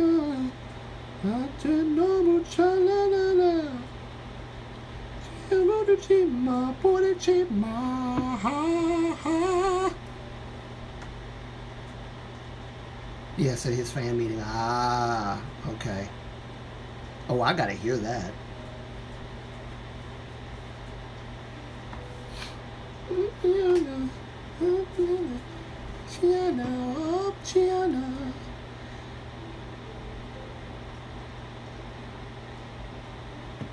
Good afternoon, guys. Cheryl. Hey, Cheryl. Looks like I missed a lot today. Yeah, you did. You did. It was a whole thing I was talking about regarding the video that I uploaded recently about Ensign and the conversation I had with a viewer and questions I should have asked. Like, where did you get your information from? I'll show you mine if you show me yours. But I didn't. I wish I had, but at the same time, I'm glad I didn't because I don't feel like getting into all that. But I mean, if you're gonna make claims like his intentions were he trusted the fans, if you're gonna make claims like, you know, where are you getting this from? Like, I want to know, did that fan really, were they really do it out of concern, or did they do it because they wanted to, you know, they had some kind of hidden agenda? I don't know. Like, I should have asked.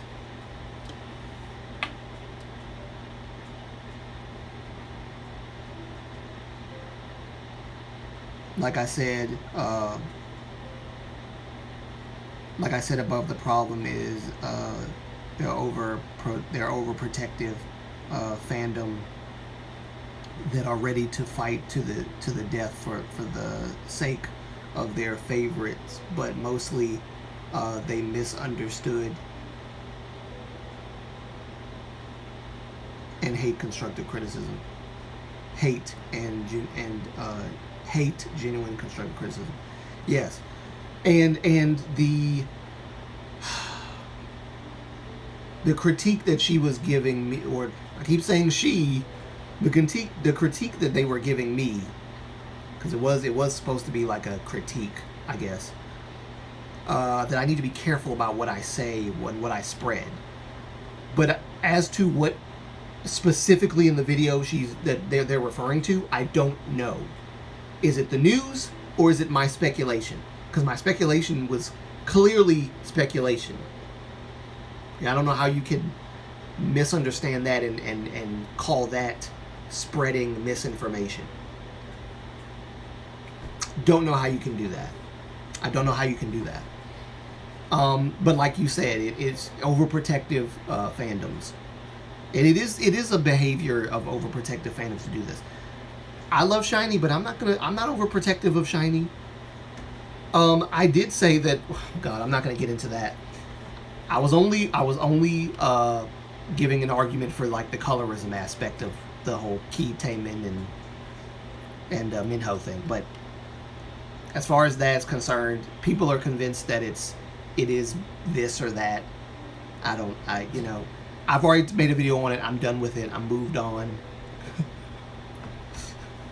That was about as far as protective as I was with that.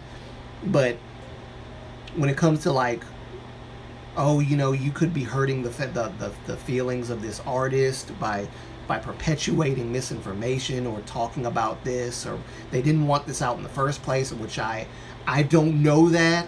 Again, that's another claim that was made to me by the viewer, that the artist did not want this information out there. I don't know that. I don't know that. That channel has the fan meeting on parts. Okay, good. Thank you. Thank you.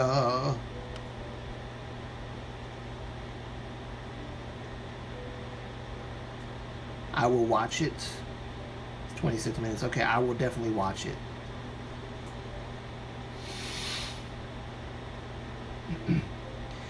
Hey, and I no, you good day. 마지막에 하지 않을래. 그래야 지금이 아픈 시간도 멈춰주기라. 웃으며 말하고 있을 테니까 말이야.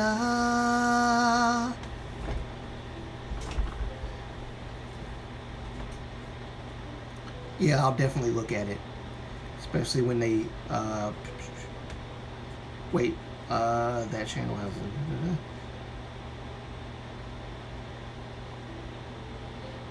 Army are the best example. I mean, yes, BTS was wait. Sorry. I gotta put my glasses on again. Army are the best example. I mean, yes, BTS was mistreated by big Korean medias when they were a small group, but when Army treated like a hater. When I say BTS lack in vocal training, especially when they see my PP and my surname.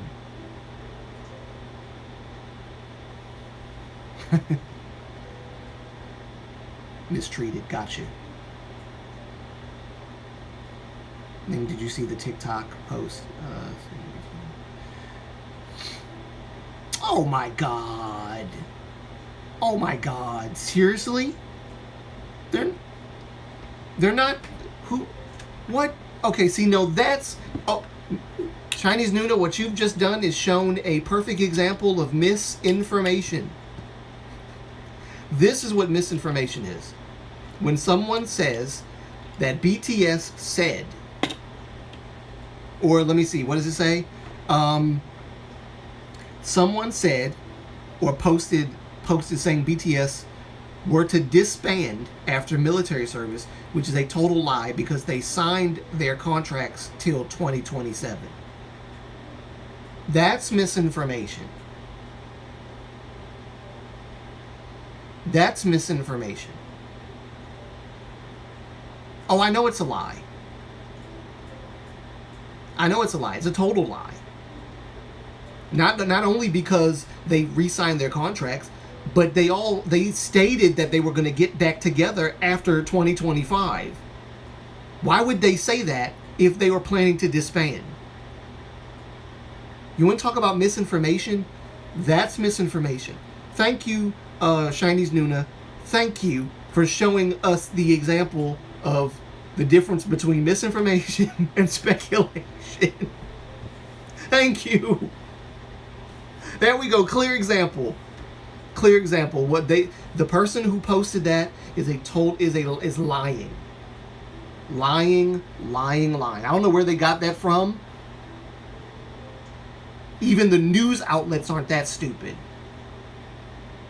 I'm going to say that again because I feel like that needs to be said twice. Even the news articles that I sometimes get my news from aren't that stupid as to report that it was said that BTS would disband after they get out of the military. They renewed their contract before being enlisted. Yes.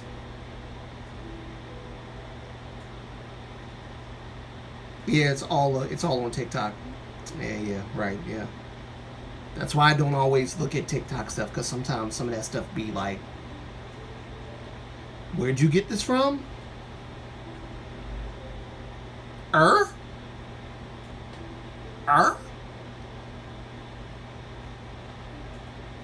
it's all on TikTok. And Jin is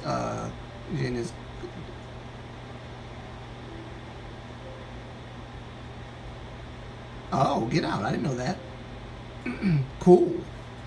I look forward to seeing Jin doing the torch thing for the Olympics. That's a big honor. That's a huge honor. That's a huge honor. I hate TikTok, so I don't use it. Yeah, I don't use TikTok. I watch stuff on TikTok, but I don't use it, and I don't usually, I post edits there, so I use it, and I like the fun dance challenges that you can see on there. Yeah, well, what you post, Chinese Nuna, is not, it's not anything compared to like people posting misinformation. So what you're doing is purely like out of fun. So I like what you do. I thought I was the only one not registered at TikTok. I have a TikTok. I just don't use it much at all. I don't. I really don't. So I don't even know why I have it.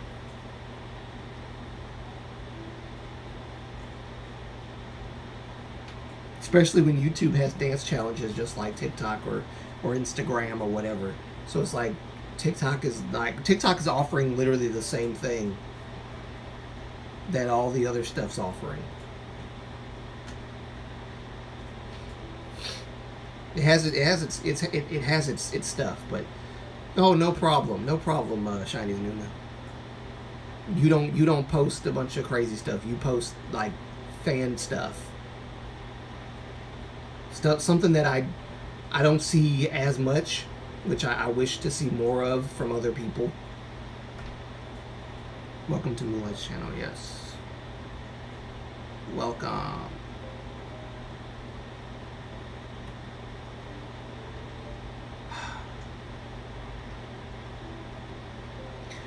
But yeah, that's pretty much all I wanted to talk about regarding this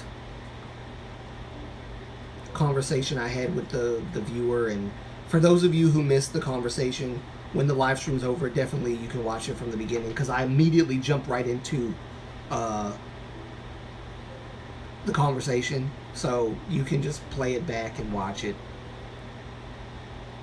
for if you missed it or whatever. It's a long conversation. I was getting my mind right, trying to make sure I was mentally calm for this live stream so I could talk about it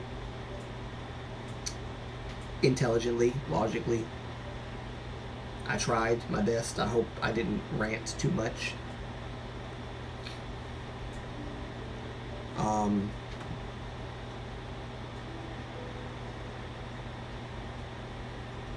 Yeah.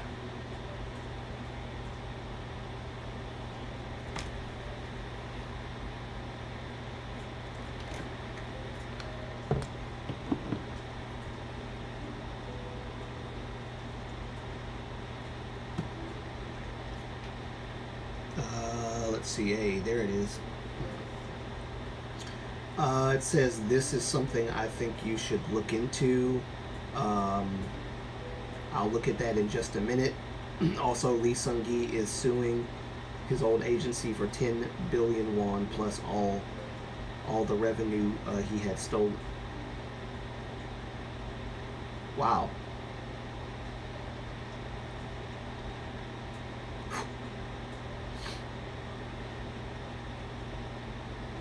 Okay. Sounds interesting and serious, and I hope that Lee Sung-gi gets all that money and some for what they did, because I do remember the reading about this before. I'm glad he's taking legal action. He should. What's the next topic, Moonlight?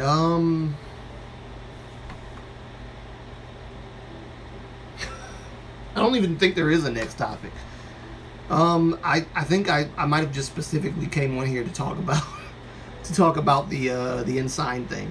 I didn't have before I even uploaded that video during the week. I thought about whether I should do a live stream this week or not, and if I did, what would I talk about? I had an idea for what I was going to talk about. I can't remember what that idea was because the Ensign situation that I had with a viewer came up. So I was like, this is like heavy on my chest. I need to get it off my chest and just, talk about it. But yeah, no specific topic right now. So whatever you guys want to talk about with me, you can go ahead. Um,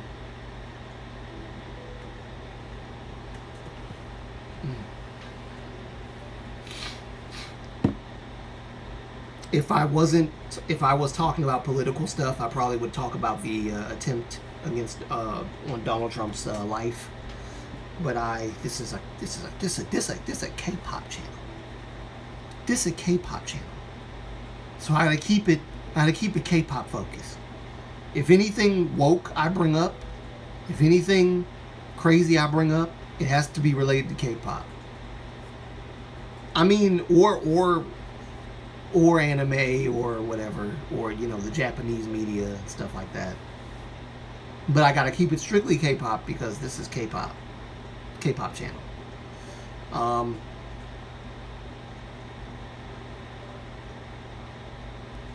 All right, I'm gonna open up this.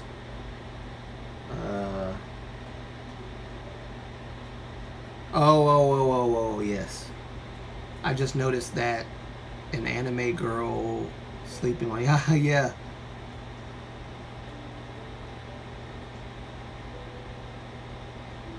Yes, the courts have ordered all the accounts for him, so I hope he gets his money too. Yes.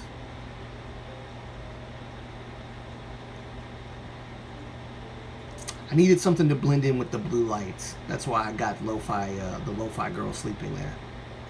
Blends in perfectly. Minus the mess from the desk there.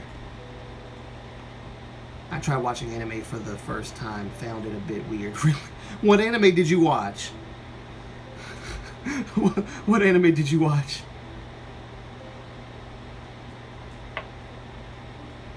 Not all anime is sane anime. Let me just tell you that. Not all anime makes sense. For that attempt, I have a hypothesis about why, but I won't say it here since it's not subject.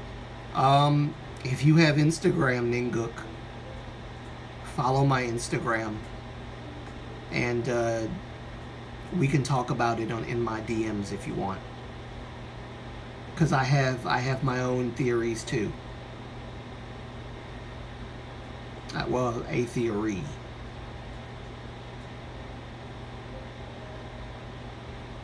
The anime that the Untamed drama is based on. That the Untamed drama.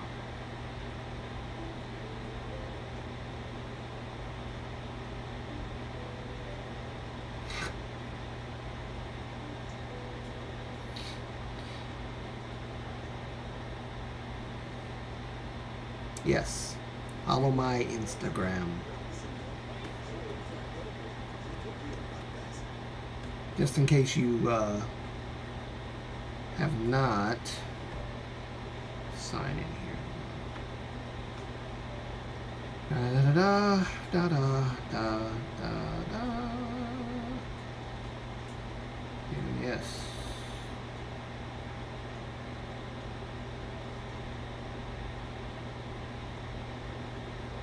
Okay.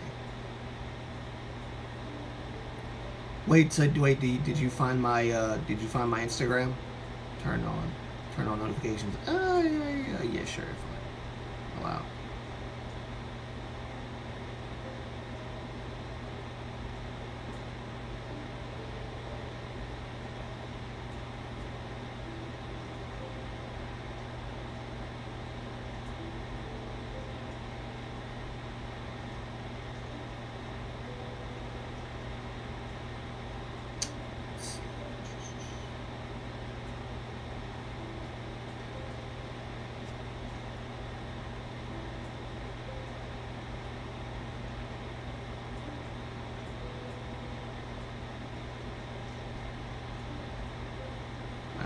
Let's see, where am I? There we go.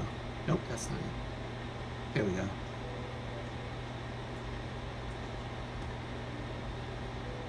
And go, okay, you found it? Alright, good, good, good. If not, either me or Chinese Nuno was gonna post it. Do you read webtoons?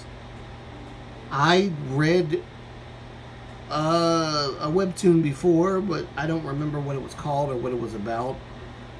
I had an app with webtoons on it, but I never used it. Barely.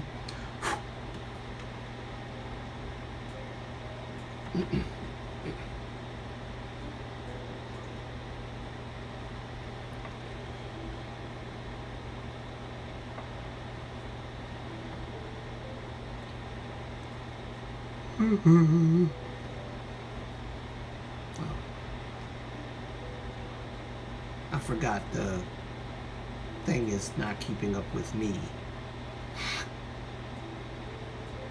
Alright, there we go. Even my water's not helping me. For anybody who wants to follow me on Instagram, Chinese Nuda just put my link to my Instagram on the chat here, so if you're interested, you can follow me on my Instagram. There's the link. And thank you again, Chinese Nuna.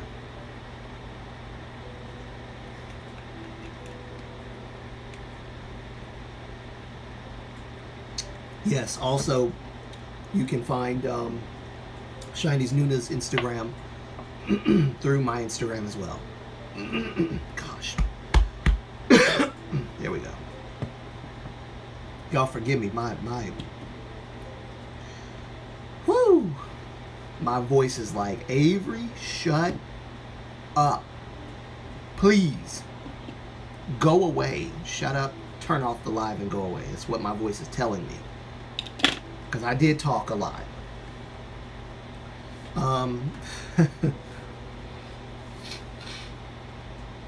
But yes, thank you guys for talking with me about this, though.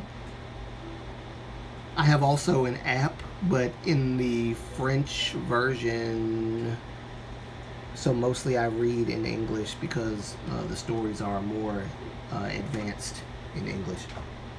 And that is...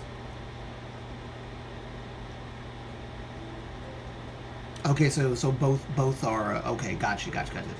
Okay, this link is Viki.com. Oh, create party link. Okay, I see.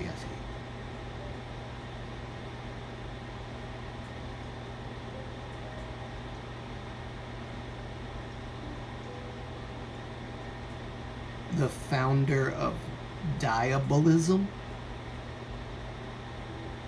I have never heard of this before in my life. Yeah, this isn't the kind of anime I watch.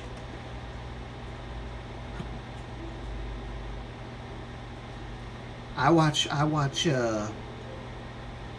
like Hayao Miyazaki films, Kiki's Delivery Service, Princess Mononoke, Spirited Away, Porco Rosso, Howl's Moving Castle, stuff like that. I'm a Dragon Ball Z fan, obviously. What else? Naruto, obviously. Bleach, which is my favorite right now. One Piece I have to get back into because it is a long show that is still not over yet. What else? Sailor Moon I used to watch when I was younger. The Gundam series. Love the Gundam series. Do you know Classroom of the Elite?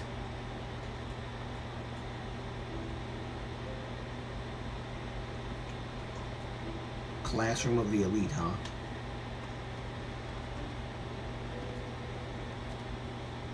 Of the Elite.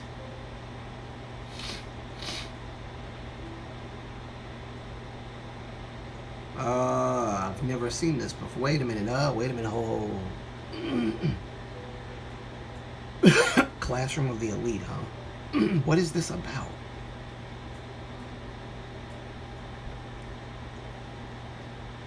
I've never seen this show before, and I've never heard of it, to be perfectly honest with you.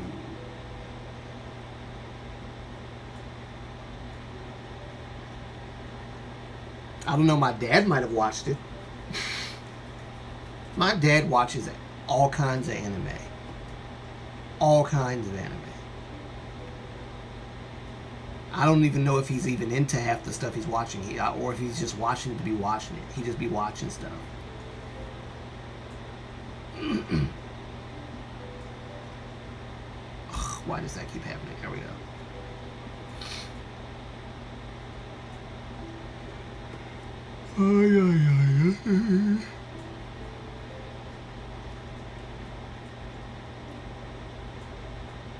Untamed, based on, yeah, it's the anime that Untamed. The Untamed is that Chinese drama that's supposed to be like a BL drama, right? With Wang Yibo. I believe that's what the Untamed is.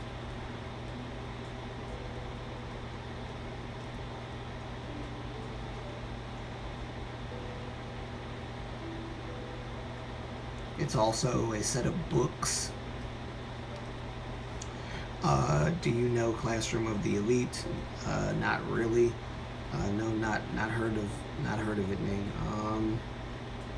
It's so good, but I recommend also the light novel because, yeah. See, I have so many different kinds of anime in my room right now. I got Dragon Ball Z. I've got Gundam Wing. I've got. I wish I had G Gundam too. G Gundam was also really good. When I was growing up, oh my gosh, Ronin Warriors was going back to my childhood. Ronin Warriors was one of my favorites. One of my favorites. It is a rare show now that you can't find. Detective Conan, or Case Closed in the U.S., one of my absolute favorites. One of my absolute favorites. Tenchi Muyo, Tenchi Ryooki, Tenchi in Tokyo. I think those are the main three that I watched. When they started doing the other Tenchis, I kind of checked out because I was like, y'all are doing too many Tenchis. Too many Tenchis, y'all. But the first three Tenchis I liked. So, Inuyasha, love it. I'm a classic anime guy, so I love the classic animes.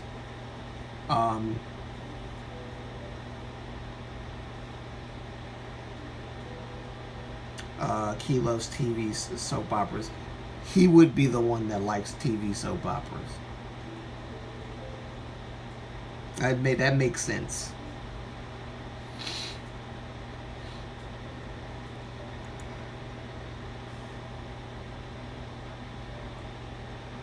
Let me see. Many anime unknown days are adapted from light novels. So. Okay, yeah. Light novels or manga. I work with a guy who loves Naruto, so I was going to check it out. Yes, definitely check it out. I've been hearing that there might be a remake of the anime because the Naruto anime it's an older anime, came out in the early 2000s, and so the picture quality is not that great. Also, there's a lot of filler episodes within Naruto, so they might. I'm hearing they might redo the anime. If so, I'm looking forward to seeing the redone anime. Because I didn't like the fillers. I really didn't like the fillers of Naruto. Also, Bleach, there's possibility that after the 1,000-Year Blood War arc, they might start doing, maybe, there's hints at this, that they might actually be looking into doing a redo of the anime of Bleach. Which is personally exciting to me if that's true. The same with One Piece. People are saying that they might do a re-animating of One Piece. Because there's fillers in One Piece. There's a lot of fillers in One Piece. There's a lot of fillers in Bleach. There's a lot of fillers in Naruto. And the fillers almost ruined the animes for me. I was so tired of the filler. Detective Conan is iconic. Yes. Detective Conan is one of my absolute favorites. Absolute favorites. And I didn't even find out about it until I was a teenager, maybe. But boy, I would stay up late watching that. Zoids, Yu-Gi-Oh! The original Yu-Gi-Oh! Not the newer ones. I didn't care about the newer ones. I like the original Yu-Gi-Oh! The original. Rest in peace to the creator of Yu-Gi-Oh! Because he did pass away. What else? I had something in my head. Zoids. I think I said Zoids before, maybe. Oh, there's so many of them. Death Note. I love Death Note. Death Note's a must watch. I don't care who you are. Death Note is a must watch. You've got to watch that anime. Find it. I don't care if you gotta buy it. One of my number one recommendations is Death Note. My mom and I, her first anime that she ever really watched with me was Death Note. I told her Death Note is really good. And she at first was apprehensive. But I got her watching Death Note and she enjoyed it. It's such a good anime. Ghost in the Shell Standalone Complex, Second Gig, the Ghost in the Shell movie, the first one. Second one is a bit long, and there's a lot of things in it that is confusing. But still, I would recommend you watch it. Because it deals more with Bato and Togusa. What else? Ghost in the Shell Solid State Society was good. The real life movie has nothing on the actual cartoon, so definitely watch the cartoon. I watched one of the Death Note movies, but I'm guessing the anime is better. Oh, the anime is much better. People say, and I'm going to say this without giving too much away, people say that after a certain character dies, or should I say unalived? Probably should say unalived, blah, blah, blah. YouTube. People say that after a certain character is unalived, that the show goes downhill. I totally disagree. Totally disagree. Are the characters that come after the one that passes away or is unalived, are they better than the person that was unalived? No. But that does not mean that it's not still interesting. I'm not spoiling anything for anybody that's watching this and wants to watch Death Note. Watch Death Note, the anime. It is very good. Very good. There's also a novel, I think, called about the BB murder case that L and another person who's on the anime and the manga, they worked on a case together called the BB murder case, and it's about a guy who was born with the power that, well, yeah, you gotta watch it. You gotta look. Well, it's not a show. It's a book. It's a novel. Read the novel. Watch the anime. It's really good. I highly recommend it. Death Note is one of my absolute favorites. Cowboy Bebop, another one. Trigun, another one. You gotta watch them. Trigun is amazing. There's a lot of stuff they left out of Trigun, but Trigun is still an amazing show. Amazing manga as well, but an amazing show too. And Cowboy Bebop is obviously one of the best anime that has ever come out. Ever. It still holds significance. Even to this day, it holds up. So, yeah. Such a good anime. I feel like the older anime are the better ones. I feel like they don't make anime like they used to. Classic anime is just the best. Nothing tops it. Inuyasha, nothing tops Inuyasha. Even the new Inuyasha anime about their daughters, that does not top the original at all.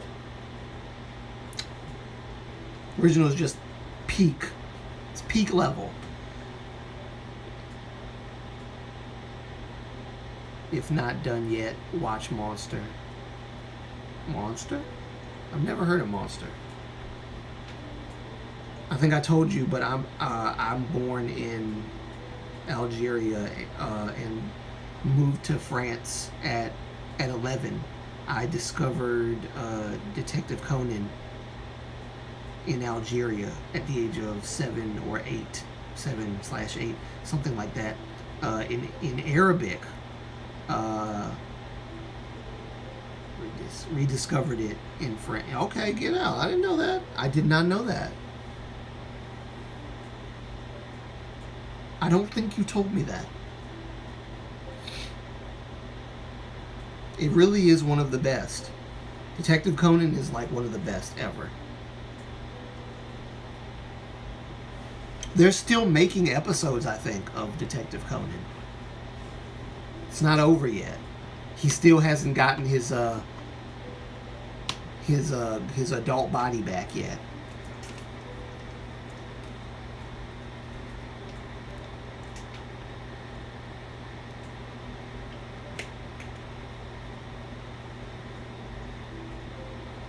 I'm trying to think if there's any other anime that I'm missing. But yeah, all the Hayao Miyazaki movies, the Studio Ghibli movies, are good. All of them. I have a whole collection sitting somewhere in my room somewhere of Miyazaki films. Unfortunately, they don't make them on Blu-ray. You have to buy the collection on DVD. But I have the collection. Nausicaa of the Valley of the Wind, really good. Porco Rosso, again, really good. What else? Grave of the Fireflies, really good. So many good ones. And of course, the more famous ones are Howl's Moving Castle, Spirited Away, Kiki's Delivery Service, Laputa or Castle in the Sky. All of them are really good. Princess Mononoke, all of them. Amazing. First Hayao Miyazaki film I ever saw, back when Disney Channel was Disney Channel and not whatever the crap it is now. They played Kiki's Delivery Service. Loved it. Oh, that was my first experience. It reminded me a little bit of the movie Little Nemo. That's how old I am. Some of you may not know Little Nemo, the cartoon movie. It reminded me of that. Except Little Nemo was very confusing and weird. Me and my brother and I, when we were the only two that were around before my sister and my younger brother were born, we watched Little Nemo a lot. Still can't tell you what it's about. Still can't tell you because I haven't watched it in a long time. And I have not seen any remastered version of Little Nemo. So if I watch it, I probably won't be able to see what's going on because the quality of the picture within that movie is so bad now. I haven't watched any Ghibli yet. Which one should I begin with? Begin My honest opinion, begin with Kiki's Delivery Service. Start with Kiki's Delivery Service. Because that one is real. Oh my gosh. It's a little more lighthearted than some of the other ones, but it will get you. It will get you going. I guarantee you, it will hook you to Ghibli films and Hayao Miyazaki's works for sure. So I would recommend Kiki's Delivery Service first.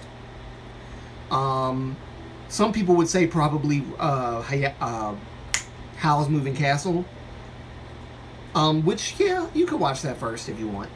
But personally, I would watch one of the older ones, Kiki's Delivery Service. Laputa or Castle in the Sky. In America, it's called Castle in the Sky. Another really good one, Mark Hamill does the voice for the villain on Castle in the Sky, and he did a brilliant job. A brilliant job. Ugh.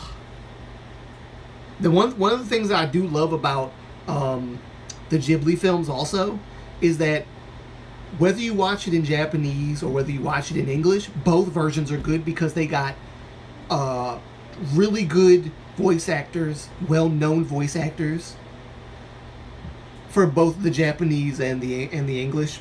Predominantly the English though, because that's what I grew up with. I love the English versions of all of them. Christian Bale did the voice for Howl in Howl's Moving Castle. Did a brilliant job. I can't remember who did the voice for Porco Rosso. Bruh. I thought Porco Rosso was going to be a lame one. I was wrong. Because, you know, it's a pig. It's a man-pig flying a jet, a fighter jet. But the story behind how he became a pig, it's a really good movie. You gotta watch them. Spirited Away, of course, brilliant movie. I mean, it's one of the more visually beautiful movies that Miyazaki did. All of them are visually beautiful. I mean, gosh, watch Princess Mononoke. Woo! And that came out years before Spirited Away. So, yeah, Nausicaa is an older one. I think Nausicaa was the first one he ever did, if I'm not mistaken. Was it? I think it's the first one he did. I could be wrong, though. I could be wrong. I think it was one of the first ones he ever did. When he established Studio Ghibli or whatever. Nausicaa was, I think, the first one. I think. There's so many good ones, y'all. Like, y'all, if you haven't watched any Miyazaki films, watch them, please. You are doing yourself a favor. Your eyes will thank you. Your ears will thank you. Your emotions will thank you. It's just all around a great series of movies. Howl's Moving Castle is apparently the most joyful Ghibli.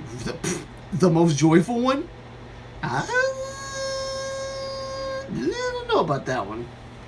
Howl's Moving Castle is not really that joyful. Like, there's a witch that wants to steal Howl's heart, and Howl swallows a star, and the star contains his heart now, so he's bound to... I probably shouldn't be telling you this if you haven't watched it, but there's a lot of themes in there that's not very lighthearted. Kiki's Delivery Service is probably one of the most lighthearted, if not the most lighthearted. Oh yeah, My Neighbor Totoro is also a very lighthearted...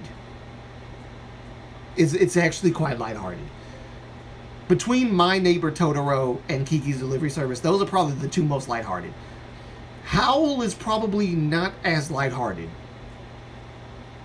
because the witch that trained Howl was trying to was trying to steal his pop. It's very. There's some dark elements in there. I'll just put it that way. I think the only one I've seen is Ponyo. Ponyo, okay, that's a more recent one. Recent, but it's not recent. I haven't even seen the what's the most recent one?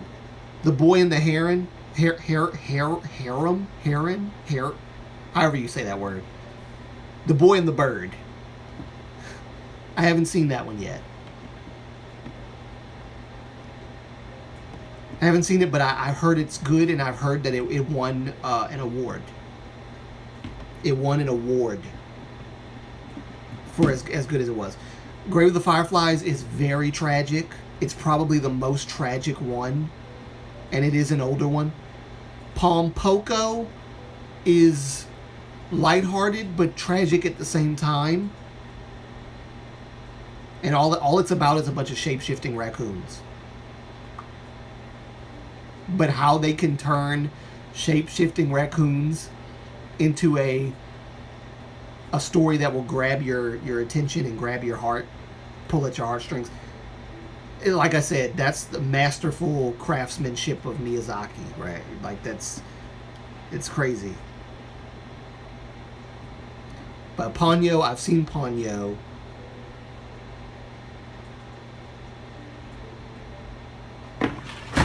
Oh shoot. Whoops. I don't remember what happened on Ponyo though. I'm trying to think if I can remember what Ponyo was about. No, it's not that recent. I'm thinking of something else.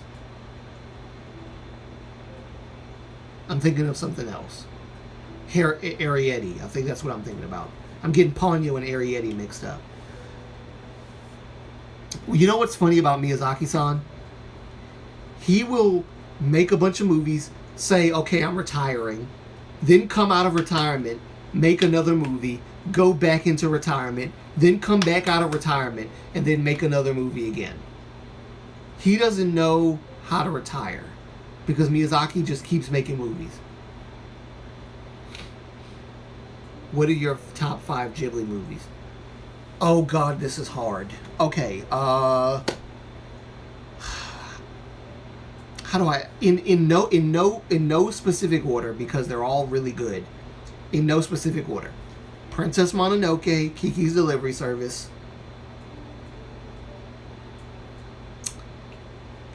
Laputa. You said top 5, right?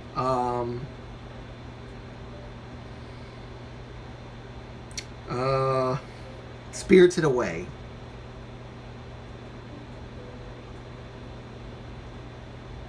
I think those might be my top 5. But it's hard because even my top 5, I feel like a few of them might be switched around every now and then. Because again, Porco Rosso is like really good. And I had never watched, actually, you know what? Y'all give me a sec. Let me find my thing.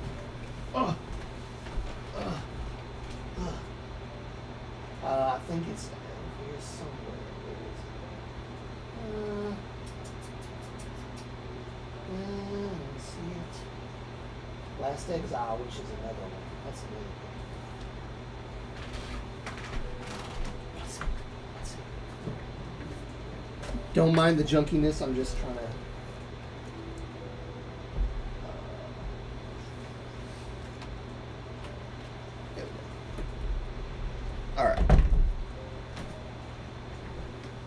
I don't even know if they make these anymore, but this is my Ghibli collection. Focus, please. I don't know if you can see this, but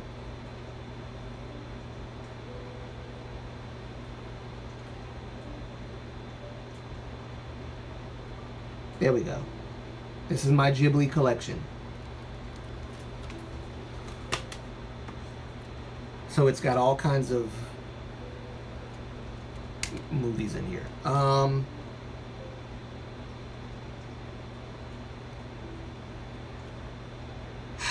Oh, the Cat Returns. I forgot about the Cat Returns. Tales from Earthsea, which is what his son did. His son did that. Tales from Earthsea, that was his son. Miyazaki's son.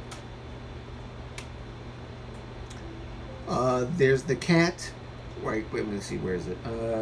Grave of the Fireflies, Whisper of the Heart. Whisper of the Heart, I think, is... I think Whisper of the Heart is after... It's in the same universe as the cat from The Cat Returns, because the cat does come back. That's another good one that you guys should definitely watch. The Cat Returns is a good one. Whisper of the Heart, again. Princess Mononoke. Yeah, all of these are my... I'm trying not to break things, yeah. Don't worry about it, I'm not going to break anything. Everything's a clutter in there anyway, it's like...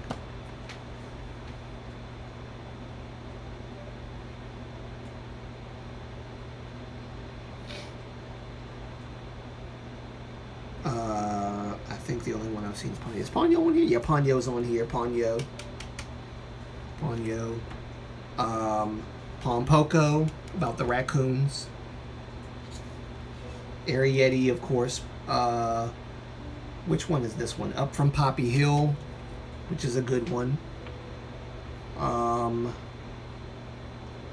My Neighbors the Yamadas, which is not really Miyazaki. It's a guy by the name of Isao Takahata who created this.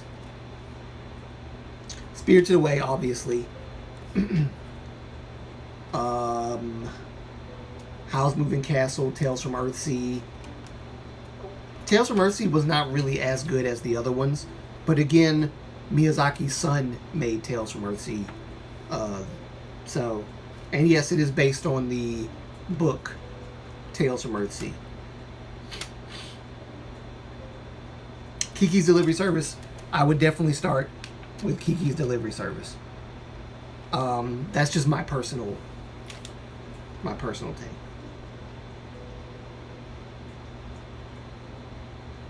Porco Rosso, the pig that flies the fighter jet.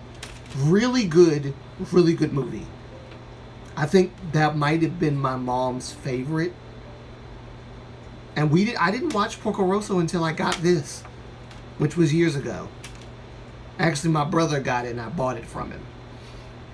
I bought it for him for $20. He was about to leave and go to Japan. And I said, you're not taking that with you. And he said, yes, I am. And I said, no, you're not. And he said, yes, I am. And I pulled out a 20 and I said, no, you're not.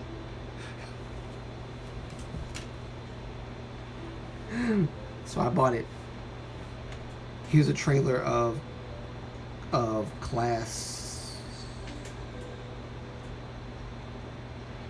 of the Elite. Oh, okay.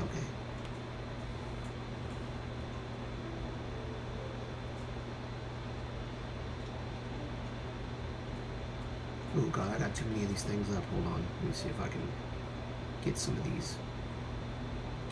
Get rid of some of these things.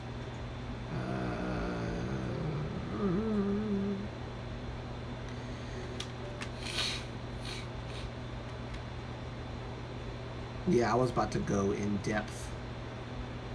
I was about to go very much in depth, even deeper in that conversation about the Ensign thing, but I've held back most of my stuff, my information. We're 2 hours 34 minutes, not bad. I'll pay the price. If you did have doubts, why then did you refuse to act upon them? I told you on the first day of class, didn't I? I was perfectly clear. This school judging... Just so that I don't get any copyright or anything. We think you're all garbage. You're worth nothing, so get nothing. Hopefully YouTube doesn't pick up on the sound.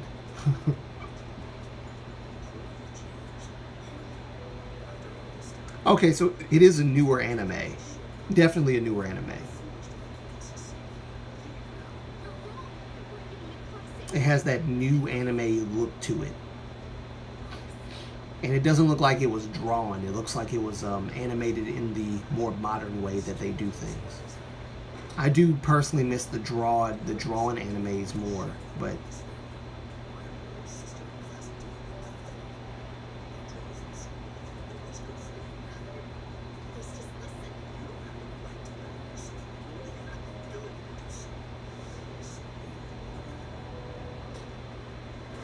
this is a long trailer.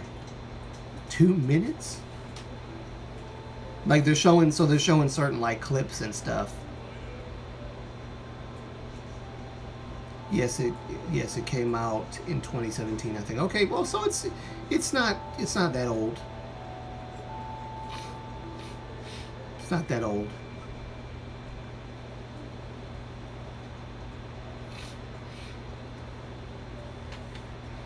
I got my mom hooked on so many things. I got my mom hooked on Attack on Titan. I got my mom hooked on what else? Oh, I'm not gonna lie to you. Oh, Pokemon is also one of my favorite animes, but it's one of the more. Pokemon is an anime like Yu-Gi-Oh and Beyblade and all that other stuff. It's kind of like that. Digimon, you know, it's one of those kinds of anime. So it's more. I don't know. It's like one of those kid friendly kind of anime, or whatever you want to call it. It has that vibe to it. It doesn't have like the same vibe as, say, Cowboy Bebop or Moribito. By the way, Moribito.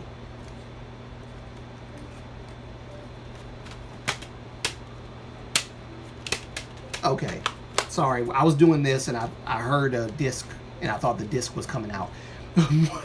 Moribito is one of the best anime in the world.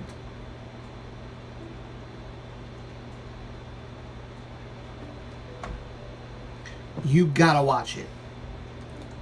Moribito. Really good. If you have not, please watch that. I got mom hooked on Moribito. Got her hooked on Death Note. Not quite Naruto. Not yet. Bleach. I got her hooked on Bleach. She's been watching the 1,000-Year Blood War arc with me. So every time they come out with another season of 1,000-Year Blood War arc, we watch it. We watch it in Japanese, then we wait till the English dub comes out and we watch it all over again in English. I remember Pokemon, though never watched it. Everyone knows. Yes, I loved watching Pokemon as a kid. Digimon too. I loved watching both of them. I loved those shows. Last Exile is another one that I think you should watch. It's a bit weird at first because you don't know what's going on. And then when you think you know what's going on, something else happens, and you're like, whoa, where'd this come from? It's weird like that, but you should definitely give it a watch because there's so much good stuff in there. Storytelling wise, really good stuff. What's the other one? There was a Cowboy Bebop kind of show, Outlaw Star. Really good show. Wow. It paused on the part where my face looks absolutely deranged. I don't like that. That's not cool. That's not cool. That's not cool. I don't like that. But anyway, I also remember Godzilla cartoon. Yes, I remember Godzilla cartoon. I feel like there's way more than what I'm saying. Ronin Warriors, of course, which is a classic.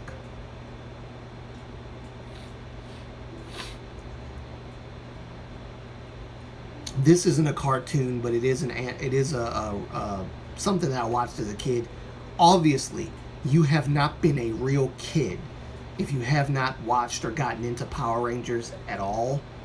But the Mighty Morphin Power Rangers was my thing. I loved it. Loved it. Loved it. I always wanted to meet Jason David Frank. But then he, passed away. And I was like, crap. I'm not going to be able to meet him. Here in France, also remember the Godzilla. Here in France, among those who know Digimon, there are many who think that it's the cheap version of Pokemon, so they hate it. Well, I think it's more than just France. I think a lot of people probably feel that way about Digimon, but I loved it. I loved it. Because it wasn't really like Pokemon. It was very much unlike Pokemon in the sense that the similarities are obviously there. Okay, Pokemon came out first, Digimon came out secondly. The differences between Pokemon, the similarities between Pokemon and Digimon is obvious. It's a bunch of monsters that look cute, and then they evolve into worse versions of themselves.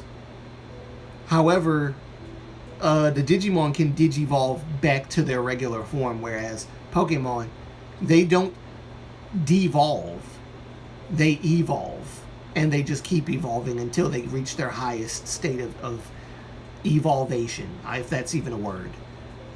But yeah, that's the difference there, is that they don't devolve back to, like, Pikachu doesn't evolve into Raichu and then devolve back into Pikachu. Or Pichu doesn't evolve into Pikachu and then evolve into Raichu and then devolve back to Pichu. I'll put it that way. So, and then of course you have the legendary monsters that don't need to evolve because they're already at their peak level of power or whatever.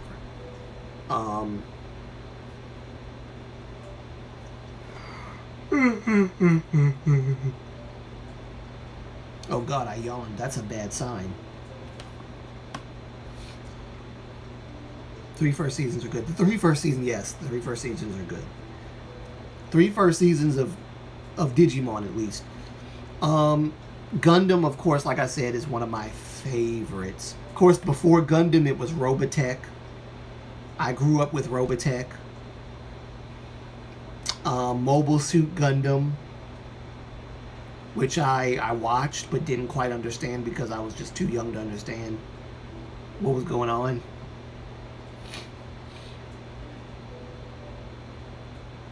And then during that time, Dragon Ball Z was out, so I watched Dragon Ball Z.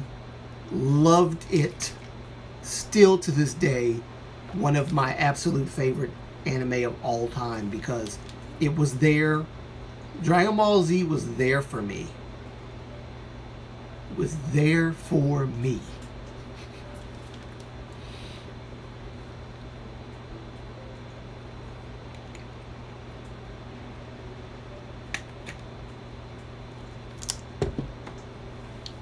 Loved it. Loved it. Still love it. Dragon Ball Super, it's okay, but it ain't Dragon Ball Z. And it ain't Dragon Ball. Dragon Ball is also very good.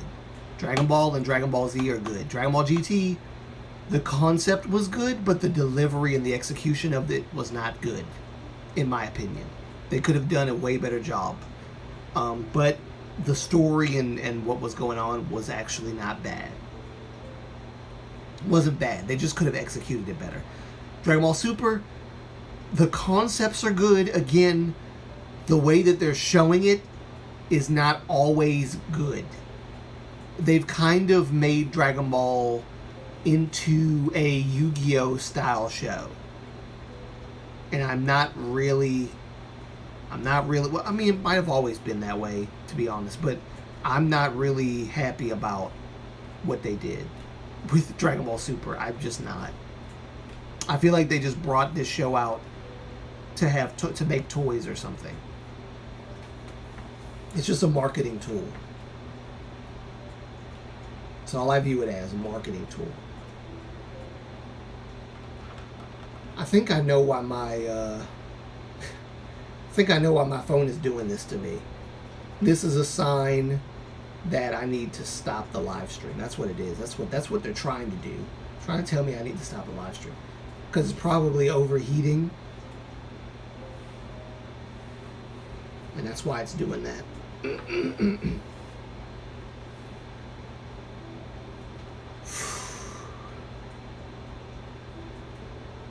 Yep. But yes, I think we'll end the live stream here. I don't need to go too far past the 2-hour mark. We've already kind of reached beyond that, and I need to get something to eat.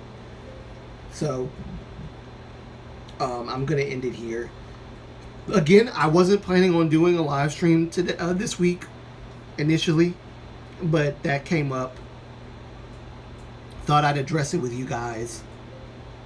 There are old anime manga that I love, but I don't know the English name. But it's about a French Revolution era. The main character is a blonde woman who had to act like a man, a military royal officer.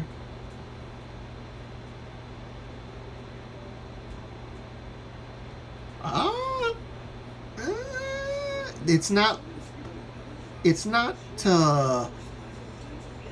Les Chevalier d'Eon, is it?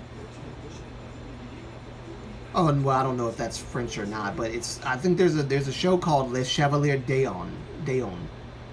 Les Chevalier d'Eon. His sister was, I think, unalived or whatever, and then he apparently is the brother of his. He's the hold on. The sister was either murdered or something happened to the sister, and the brother is a knight or whatever he is, and then he becomes. Sometimes he'll turn into her, or she'll possess him and he'll become her. The French name is Lady. The French name of the anime, at least, is Lady Oscar. Okay, I've never heard of that before in my life. Never heard of that before in my life. Lady Oscar? No, never heard of that. Les Chevalier d'Eon I've heard of, but I've never heard of Lady Oscar. Deon Beaumont is the name of the main character. Deon Beaumont. But I don't know if that's French or whatever. I think it's French. I think it is French. But yes, I will end it here. We will talk again probably next week. I'm celebrating my birthday next week, so I don't know if I'm going to be doing anything YouTube related next week. I probably might just enjoy my birthday and enjoy my week. I think that's what I'll do. If I do anything YouTube related, it'll probably be just writing a script and doing my research on the next video. It's probably all I'll do. But I won't film anything or report on anything until the week after that. If I do a live stream, it'll be, maybe birthday or something like that. You said you do a Taemin birthday. I did. So I'll do a Taemin birthday probably. I don't know if we're celebrating my birthday on my birthday or after my birthday, depending on how we do it. Because my birthday falls on a Wednesday, same as Taemin's. So if I'm not doing anything Wednesday and we're not celebrating my birthday, until another day. Then Wednesday, I will do a live stream. A birthday, Taemin birthday live stream. We'll do that. Since we're both turning an age on the same day.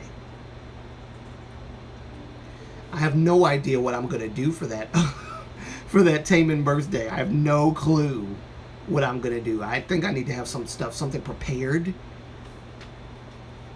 But I can't really play any music of Taemin because my live stream will get copyrighted.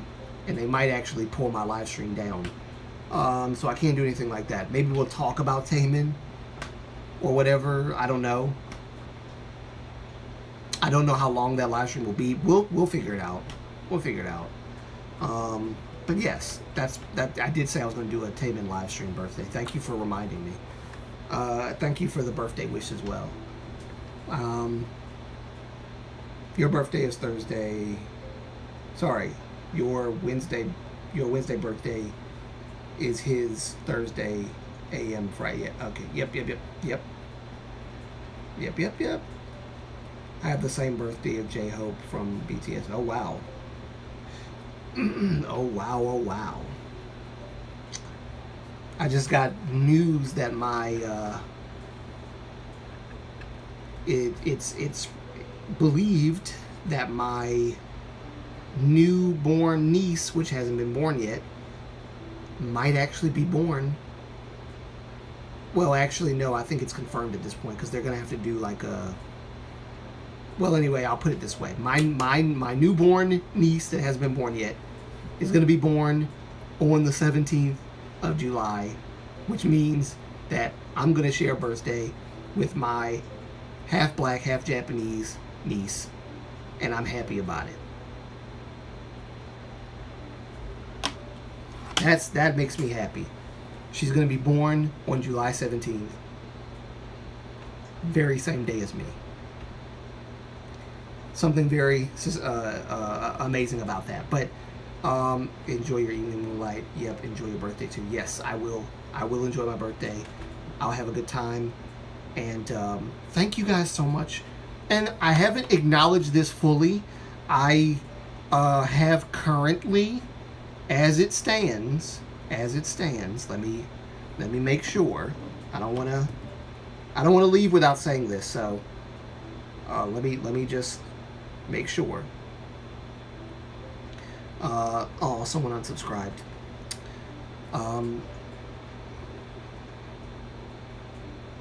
It is what it is. People unsubscribe, subscribe. It's what it is. That's how it works. That's how YouTube works, man. Thank you guys for 900 subscribers.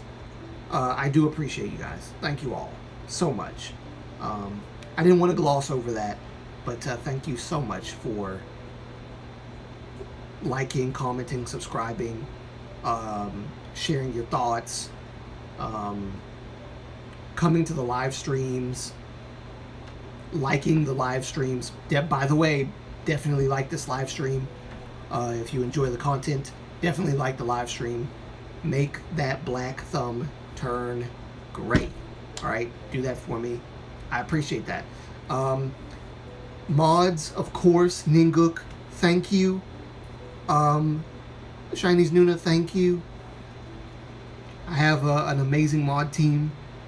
The mod team will probably grow as more viewers come in, and I'm happy about that. I hope that happens. There were a few people that came in that I don't see anymore, but for those of you that came in, thank you for coming in. Thank you for, okay, I see Cheryl came in. The person with the very long name, Kenobi, okay, that's what it is. The Force Kenobi. Oh, no one can know 1D1. Yeah, got you. Thank you for thank you for showing up. I appreciate it. I'm gonna rest my voice and get something to eat, and I'm glad that I can have this conversation with you guys. I really am. I appreciate it. And I promise you that I will not run from topics that we need to talk about, ever. We need to talk about it. I'm not going to run from it. All right? That's what this channel is about. K-pop topics, we gotta talk about certain things. All right? That's just how it is. But yes, thank you guys for being here. I appreciate it. Mods, awesome job.